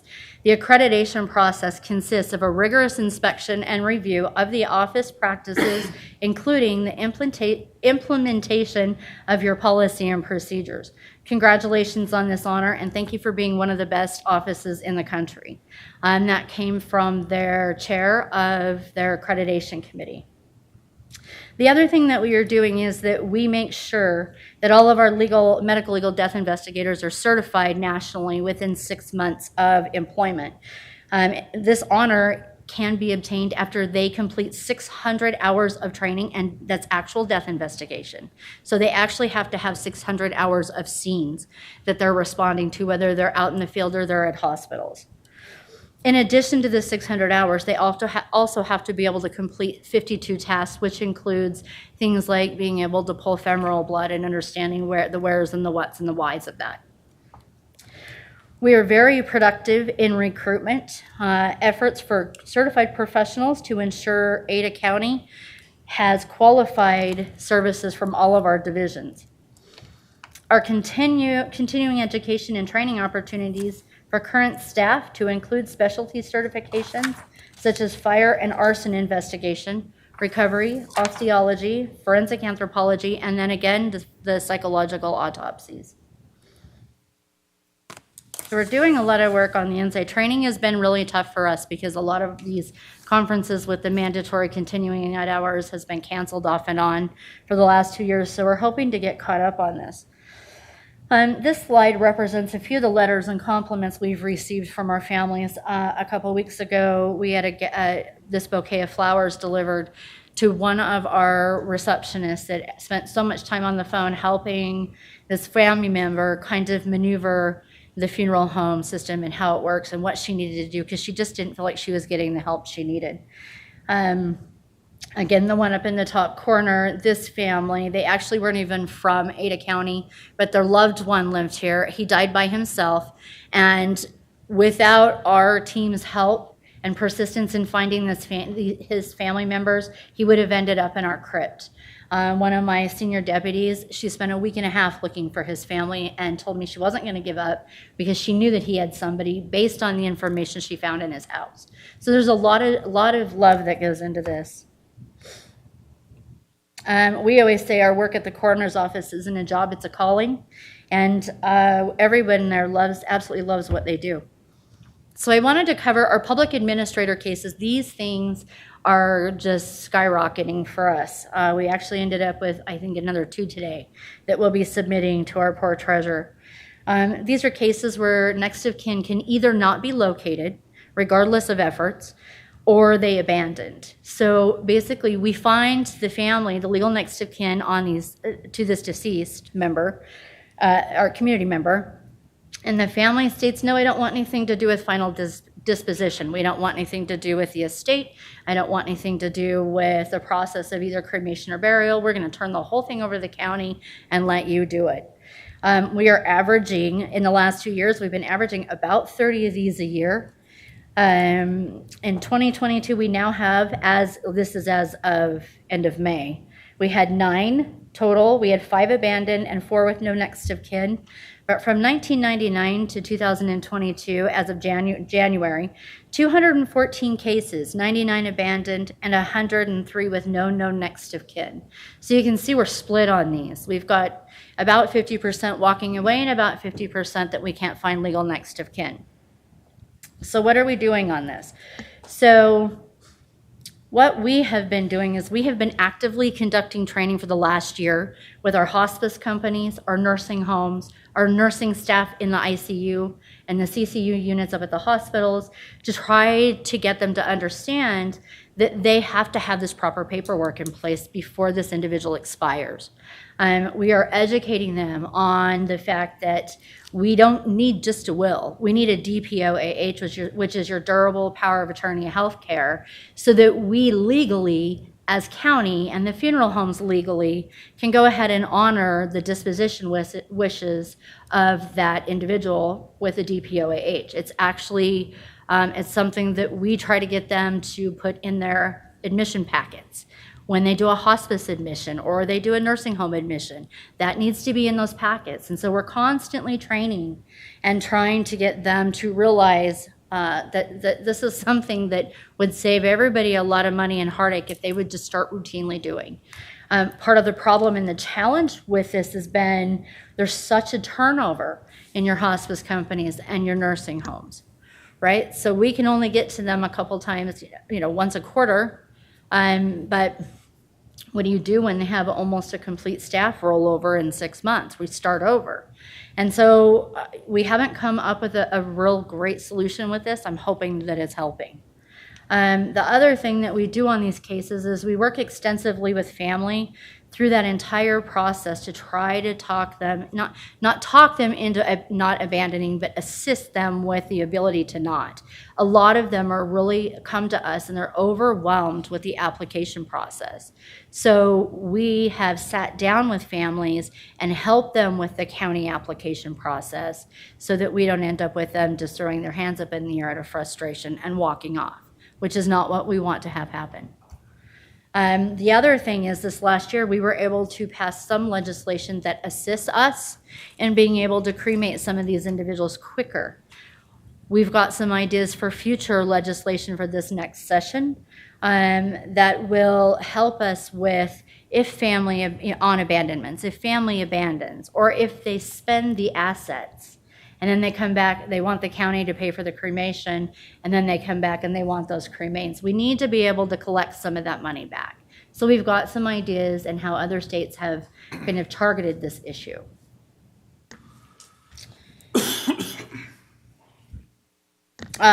We just in June, actually last Thursday, had the memorial for our what we call as our memorial for our forgotten. Where this is anyone that we can't locate family or anyone that has been abandoned by family. Right now we have over 150 sets of cremains in the crypt. We've got room in this particular crypt for 1 more year of interment. And I have been working with Cloverdale Funeral Home. We are looking at having them help our office raise money and at hopefully no cost to county be able to build a crypt with 2 more or build a small building that's just county placement only. He thinks between discounted pricing, at cost pricing and donations that Cloverdale helps us raise that they think we can get it paid for. And so then the county would be set for the next 10 years. Unless these continue to increase, right? I think you want to check with legal on that to make sure, because the When donations would have to go to Cloverdale, not the county. Yeah, and when we get to the point where we're there, we'll pull everybody that needs to be in. It was just he wanted to have the conversation. This 13 that we interred, they did a count on it. We've got room for probably 18 more, which will be next year's ceremony, and then it's full. So at that point, and we always have a couple. We have some that come out, 2 or 3 probably a year that we remove. where we finally find families. So these cases, if you go to NamUs, NamUs.com, I think it's .gov or .org, it's one of the two. If you go to NamUs, we enter every single one of these cases on there, and it's a federal resource for people that are looking for lost family members. We'll put identifiers on there, whether it's tattoos, photos of tattoos or jewelry that we had with them. And it's a place where anyone can go and see where this individual is laying or where we've got them interred at. Over the years, we've had probably 2 or 3 a year that contact us that are wanting those cremains back. So we put in 13, we pull out 2 or 3. So our caseload in 2021, there were 4,539 deaths in all of Ada County.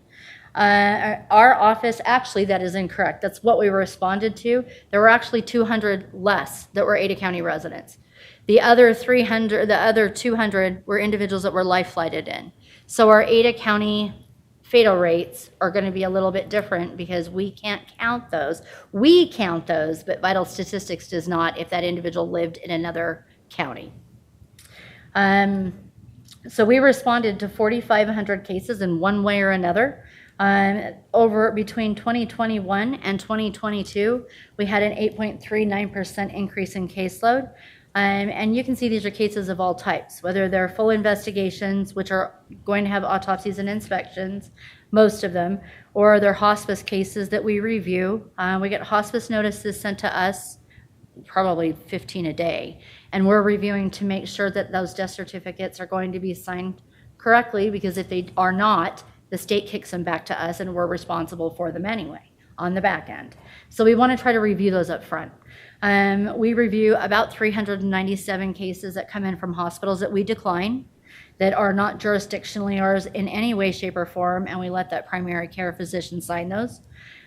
We conducted 60 notifications for other jurisdictions, and what that means is if someone has family that resides in Ada County, we will take one of our deputies and go out and do that notification of that death.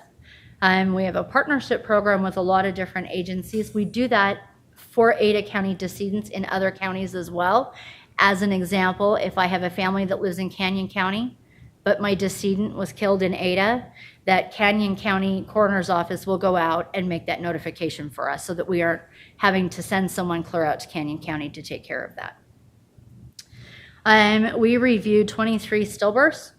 That's a state statute. 28 NICU cases, also a state statute. Agency assist 12, and what this is we have a funeral home that calls us that's in Ada County that says we have family that's abandoned. It wasn't our case statutorily on any other way, any other realm, but now they're stuck with this decedent and family refuses to call them. These are also cases that come into the PA piece for the county. Because if there's no one to take care of that disposition, our state statutes dictate that we have to. So then we will go and we'll transport that individual back to the office where we will retain him or her for just storage until we work with the treasurer's office and get that pushed through. We reviewed and authorized 1,700 cremations. We have to authorize cremation for any cremation in the entire county. If someone died in the county, they're being cremated, we have to liaise on that death certificate. And the reason being, again, is because we get a lot of these where they were signed out incorrectly and the state kicks them back. So it's easier for us to look at them up front and get the problem fixed than 3-4 weeks later, once the cremation's taken place, try to scramble. We had one, just as an example, we had one that we've been looking at since Friday that the doctor put on there, polysubstance abuse, natural. Well, that's something we have to look at. Polysubstance abuse could potentially be an overdose. So we get a lot, we've got a lot of work that we do on those. Our current challenges, one of our major challenges is staff retention. Employee turnover for new employees is like nothing I have ever seen in my entire career, and I don't understand why. Employees are seeking other positions, and when we do our interviews with them, it's that, you know, we love the office, but I can go somewhere else with half the stress and trauma and make $5 more an hour or $10 more an hour. We had a very good employee that we hired, brought her in, put a lot of time and money into training her, and within less than a year, she took a position at one of the car dealerships, basically, because they were starting her $10 higher than what we were paying her, just right out of the gate. So we're really struggling with that. Another hiring issue for us is affordable housing. We get a lot of really good qualified applicants for our investigators that are out of state, and they can't afford to move here and pay rent and housing prices on our wages. The other problem that we are faced with this is hiring within the industry is at an all-time high. I see postings for death investigators, forensic techs, and pathologists all over the nation all the time.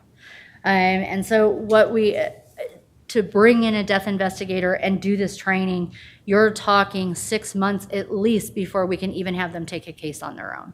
So there's a lot of time that goes into that. So when we're losing these people after 12 months, it's really been challenging on us.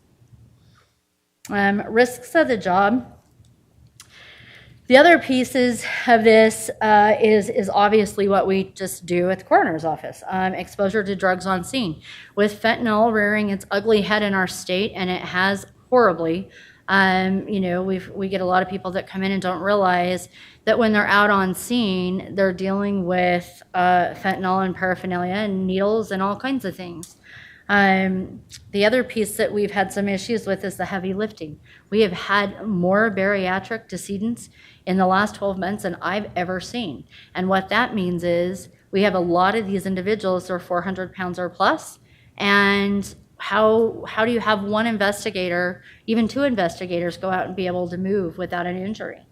We had one back injury in our office in the last year that put it's probably been a year and a half, but it put our employee out for over 6 months. So we were one investigator short while she was recovering from that.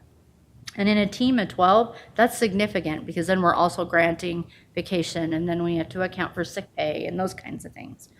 PTSD is also something that we are experiencing. One investigator has over 216 cases per year. This is 216 different families, autopsies, trauma that they are working with. There is not any kind of PTSD program for a medical legal death investigator in this entire state. We cannot find anything. We're working on trying to develop something just internally to try to help with that. I know that there's been talk of merit and COLA this year. I want you all to know that every little bit of that helps our team, and it helps to try to attract and bring in some of these employees to fill positions that we have had a really hard time filling. I right now have 2 open positions. We have an investigator position, which we are interviewing for next week. And then I also have a forensic tech position that we're going to not open for the we're going to probably open it in 2 months because we've got such a new team there. That was part of our high turnover. We had 2 that went out of there in about a 3-week period. So we've had to hire 2 to be able to sustain that department. And the individuals that we did lose were, one was husband was a transfer. One wanted to go back to school. So there's just those things, it's life. There's those things that we can't do anything about. So our budget is pretty simple this year. We aren't asking for a whole lot on this. I submitted a budget of $3,768,969, which is different from your number, right? We're good? Yes. Of which $581,661 is in the form of supplementals. I threw up last year's. It's pretty comparable to last year. The supplemental last year for $327,000, $200,000 of that was that the other piece of that cooler expansion because we had received the grant, the forensic grant to do the other half of that. So that's what that was. That was a capital project.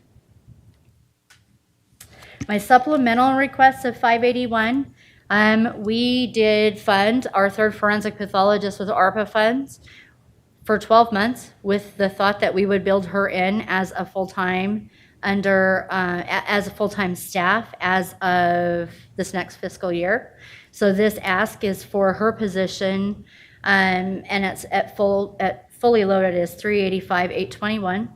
Dottie, have you had legal look at that to see if we could pay for this position one more year with ARPA? We haven't, but we can. Okay, let's do that. Yep, we can do that. As you all know, this is a critical position to determine cause and manner. We got really, really far behind because we were only operating with 2. And it's something that we absolutely had to do. And now what we're doing to try to get caught back up, we are not completely caught up yet. We're getting there. We've got a lot of really hard homicides. We've got a lot of really hard infant baby cases that are taking some time. And so what we're doing is we are rotating one doctor out a week to just do report work so that we can try to get completely caught up. Mr. Chair, I think Phil had something he wanted to Yeah. say. Yeah, Mr. Chairman, and for everybody, so I know legal has already looked at this and reviewed it closely, so the only challenge, it's probably worth budgeting. ARPA funding is available for the position, but it's still all contingent on COVID cases, right? So it really, it's environmental, you know, if there's a surge, then it's fine, and we can continue to fund it the way we have. If, you know, COVID cases decline, it's not likely that the workloads necessarily going to decline, and so Dottie will need the county funding to help support that. So there's just that contingent component to it. Thank you, Phil. Yep. The $30,000 for the ongoing outside help, we have gone through this last year. We get to the point where we've got one on, especially, and it's all been used for investigations, where we've got one on vacation and 2 out sick. We went through a period for probably 6 weeks where I had my supervisor, my senior deputies out running calls, which means all their admin duties stopped. Case closures stopped, which means records reviews records can't be fulfilled for legal, they can't be fulfilled for families. So it really puts it bottlenecks the whole entire process. And so what we were doing with the help of HR is we brought in a chief deputy coroner from a different jurisdiction that could come in and help, and he would run a 40-hour work week for us and then drive home. And so that's what those extra costs were. Part-time employee to hire someone just randomly part-time is not realistic for that job. We've got to have somebody that knows what they're doing and has the training, and we're not going to find a part-time employee for an investigator or even on the forensic end that we can just have them work 20 hours a week and understand what's going on. Like I said earlier, when it takes me 6 months to be able to allow an investigator to take a hospital call on their own, there's no way a part-time could run calls. It's just not realistic. We have a small enough team that when we get something going through there and it wipes us out. We're on round 3 of COVID, unfortunately, and I've got 3 out. We're really hoping that that's it and we'll be done with it, but it seems to be moving. The $15,840 is for a promotion and special salary adjustment. I have a tech. I want to move to a tech 2. She has taken on so many duties and responsibilities and has done so much for the office that way that it's taken some of the pressure off of our other forensic techs, especially now where we're training. She has been in a constant, she's our full-time trainer for the forensic techs. She has been in training mode for the last 6 months straight, and we have one more that we're going to bring in that vacant position, which is an individual that we've already recruited. And so we've got that done. We just have to wait a little bit.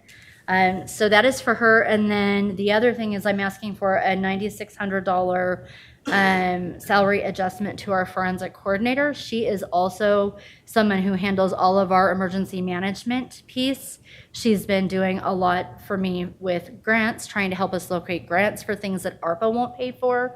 And so there's just a lot of value there, and I would really hate to lose her. The other thing that we are asking for is 2 response vehicles. Right now we have the 2 white Dodges. I'm sure you've seen the vans out and about. We're usually running 3 to 4, especially days and weekends. Those vans are always out. Our 2 older vehicles, we're just dumping money into left and right. The lift system with this is, what the thought behind the lift system on this, and Bethany had helped me price these about a year ago, but this will help us with reducing back injury. This is for our bariatric decedents. Recently, fire has been very vocal about the fact that they will not help us load and lift these individuals. And when I've got someone that's 600 pounds, I don't care if you have 4 of you, we're still risking somebody getting horribly injured. So Dottie, I thought these were for COVID. When we wrote the ARPA, we were, but as Phil had stated, with the decline in those cases, we would be using these vans for everything, including potential COVID. And to be honest with you, Kendra, everything we go out on, we're handling like it could potentially be an infectious or COVID after we went through that, because we just don't know. We submitted this for ARPA because we need these 2 vans. And once it was declined, I'll build it into our budget. We'll get the lift system and kill 2 birds with 1 stone on it. So the lift system then will help. We need the lift system, yeah. Whether it goes in these vans or the old van, it doesn't matter. We could put them in our Dodges that we're. How are our employees carrying the deceased out now? It's an all hands on deck. It's horrible. So they don't have technology. They don't have. No, we're on old fashioned funeral home cots. It's got a lift release, right? So you pull the release and lift it up, and it's all upper body muscle. And so what happens is if we can get help, law enforcement will usually help us with lifting. They understand our challenges with these. And so our investigator, we had one last week, investigator was calling in assistance from our office. It was a weekend, right? So we only have 2 investigators on. I know that they called my chief and asked for help between law enforcement and everybody that drove out there, and they were able to lift. The problem is, so then we get back to the office and you go to pull that out of the van and it's all upper body, and if something happens and those legs don't lock, now you've got someone that's 500-600 pounds on that gurney on the ground. And that's it. I've done that personally, and ended up having to just pull into the warehouse until I could get help there. And so in the past, what we have done is fire has always been very, very good about helping us. They've always wanted to assist. And I don't know what's happening. I've received several calls in the last 2 months. I've talked to multiple chiefs, and they said that their staff is experiencing PTSD from having to help us do removals, and they will no longer help us do removals. So what else do you do with that? Yeah, well, We have to we'll give them a adjust. call is what you can do with that. Well, and now we have to adjust so that we can accommodate that individual. We have to. So our ambulances that the EMS uses with their gurney that I guess is all automated, you don't need any strength. That's not what we have right now. No, and that's basically what we're looking at is the striker system that EMS has. When Bethany Kelly and I were looking at this last year, we were getting bids from EMS or having EMS help us with that because that's exactly what it is. It's their type of lift system. What we have right now, it's have you seen the old fashioned funeral home gurneys like on TV where they pull that's what we operate with, where they pull them out of the vans and you drop it to the ground, you physically get the person up on the cot, and then you have one on each end, and you lift that back up and help those legs lock in place. So does the $75,000 include the new lift gurneys? Yes. So my understanding is because the vans so it includes the system in the gurneys and then the vans. And that's an updated number? Yes. So EMS is not allowed to help with transport, or what's Not on interaction deceased. between the two? No. Usually when they meet us on scene and it's called in as a DOA or however they're calling it in, or they get there and they perform life-saving measures, 9 times out of 10 they're gone before we get there. As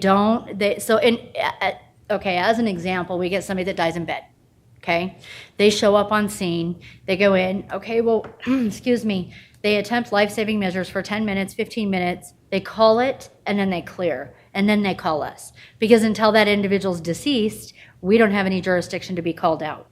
So then usually they're clearing and then responding to call number 2 or call whatever they've got going on. So why don't they just, after they call it, transport to the coroner's facility? Because we don't take jurisdiction for all of them. We get on scene, conduct our full investigation. We're usually there for a couple hours. A standard scene investigation with nothing suspicious, We're usually hour and a half to 2 hours in investigation because we're doing our photographs, we're reviewing medications, we're talking to family members. And then if it's a case that we're going to release to the funeral home, we'll call the funeral home out. If it's one that we are going to retain jurisdiction on and transport back to the office for some form of forensic work, then we'll load and bring into the office. So you can't transport until, or you have to, you can't transport a deceased until you've finished the investigation. Correct. And there's a lot of different reasons for that. If we get on scene, as an example, we get on scene and everything looks natural. We show up, we actually had this a couple years ago. We show up on scene, looks like, gentleman had an injury in the garage. Well, the more we start looking at it and we start going through the house and we're looking at different aspects of this scene, we find out, well, no, there's a cleanup area inside, and actually the son had caused this death. And so we go in, we investigate, everything that it looks like. We investigate everything as a potential homicide and check our list off backwards. Once we get through, we've reviewed, we want to make sure that there's not any kind of ligature, there's no kind of petechiae in the eyes, which indicates some kind of a strangulation or suffocation method. We want to look at all these things and photograph them before we're even ready to decide, are we taking them or are we not? It's quite a process. Okay. Probably more than you ever wanted to know. I just want to make sure that that's an updated number on the lifts and the I advance. can, I believe it is, Commissioner, but I can go ahead and request another bid if you like. Yeah, I think that'd Okay. be wise. I wanted to just cover really quick, and then I'll let you out of here. Community outreach through education. We do a lot with our office. Our employees take every opportunity to give back to our community, and they actually argue and fight over who gets to do the teaching and who gets to participate in some of these events. Here a couple of months ago, we did a mock crime scene for the HOSHA kids. It was a lot of fun. Brett handled the crime scene, and then I did a death investigation presentation for a different group. We teach, I do quarterly teaching for BSU's nursing students. We do a death investigation class where I cover a lot of the pharmaceutical issues that we're seeing. So we do a lot to try to stay involved in our community. Our internship program has grown, and we absolutely love our interns. We have interns from admin to investigations and in forensics. And now, we've added ICOM with the medical students. So it's been fantastic. And the nice thing about this is we've actually hired our last 3 forensic techs from the internship program, where we were able to have them intern with us while we trained them. They got their college credit, and as soon as that semester was over, we hired them and they were fully trained. So that works beautifully. So we try to do that as much as we can. National and state cooperation. So national work is very important to what we do in the state of Idaho, and the reason is I've been working with a lot of different affiliates on a federal level to try to obtain funding for the states for their coroners and MEs. What this means is this would be funding that would be designated specifically to support the coroners and medical examiners, to try to take some of that cost burden off the states or off the counties. And so we're getting further than I think we've ever gotten with it. So we continue to put a lot of time and effort into this. And that concludes my budget presentation. Do you have any other questions? No, I don't. Just thank you. You guys do a great job, and I know it's been tough. It's been a tough couple of years, so we can't wait to get you guys into the new facility and stop spreading all your illnesses with each other. Wait. Be nice, yeah. Yeah. We're all sick of being sick. Okay. Well, thank you. Appreciate your work and what you do for the county and for the citizens of this community. Thank you very much. Thank you. All right. Thank you. Thank you. Thank you, Dottie. And we'll be in recess.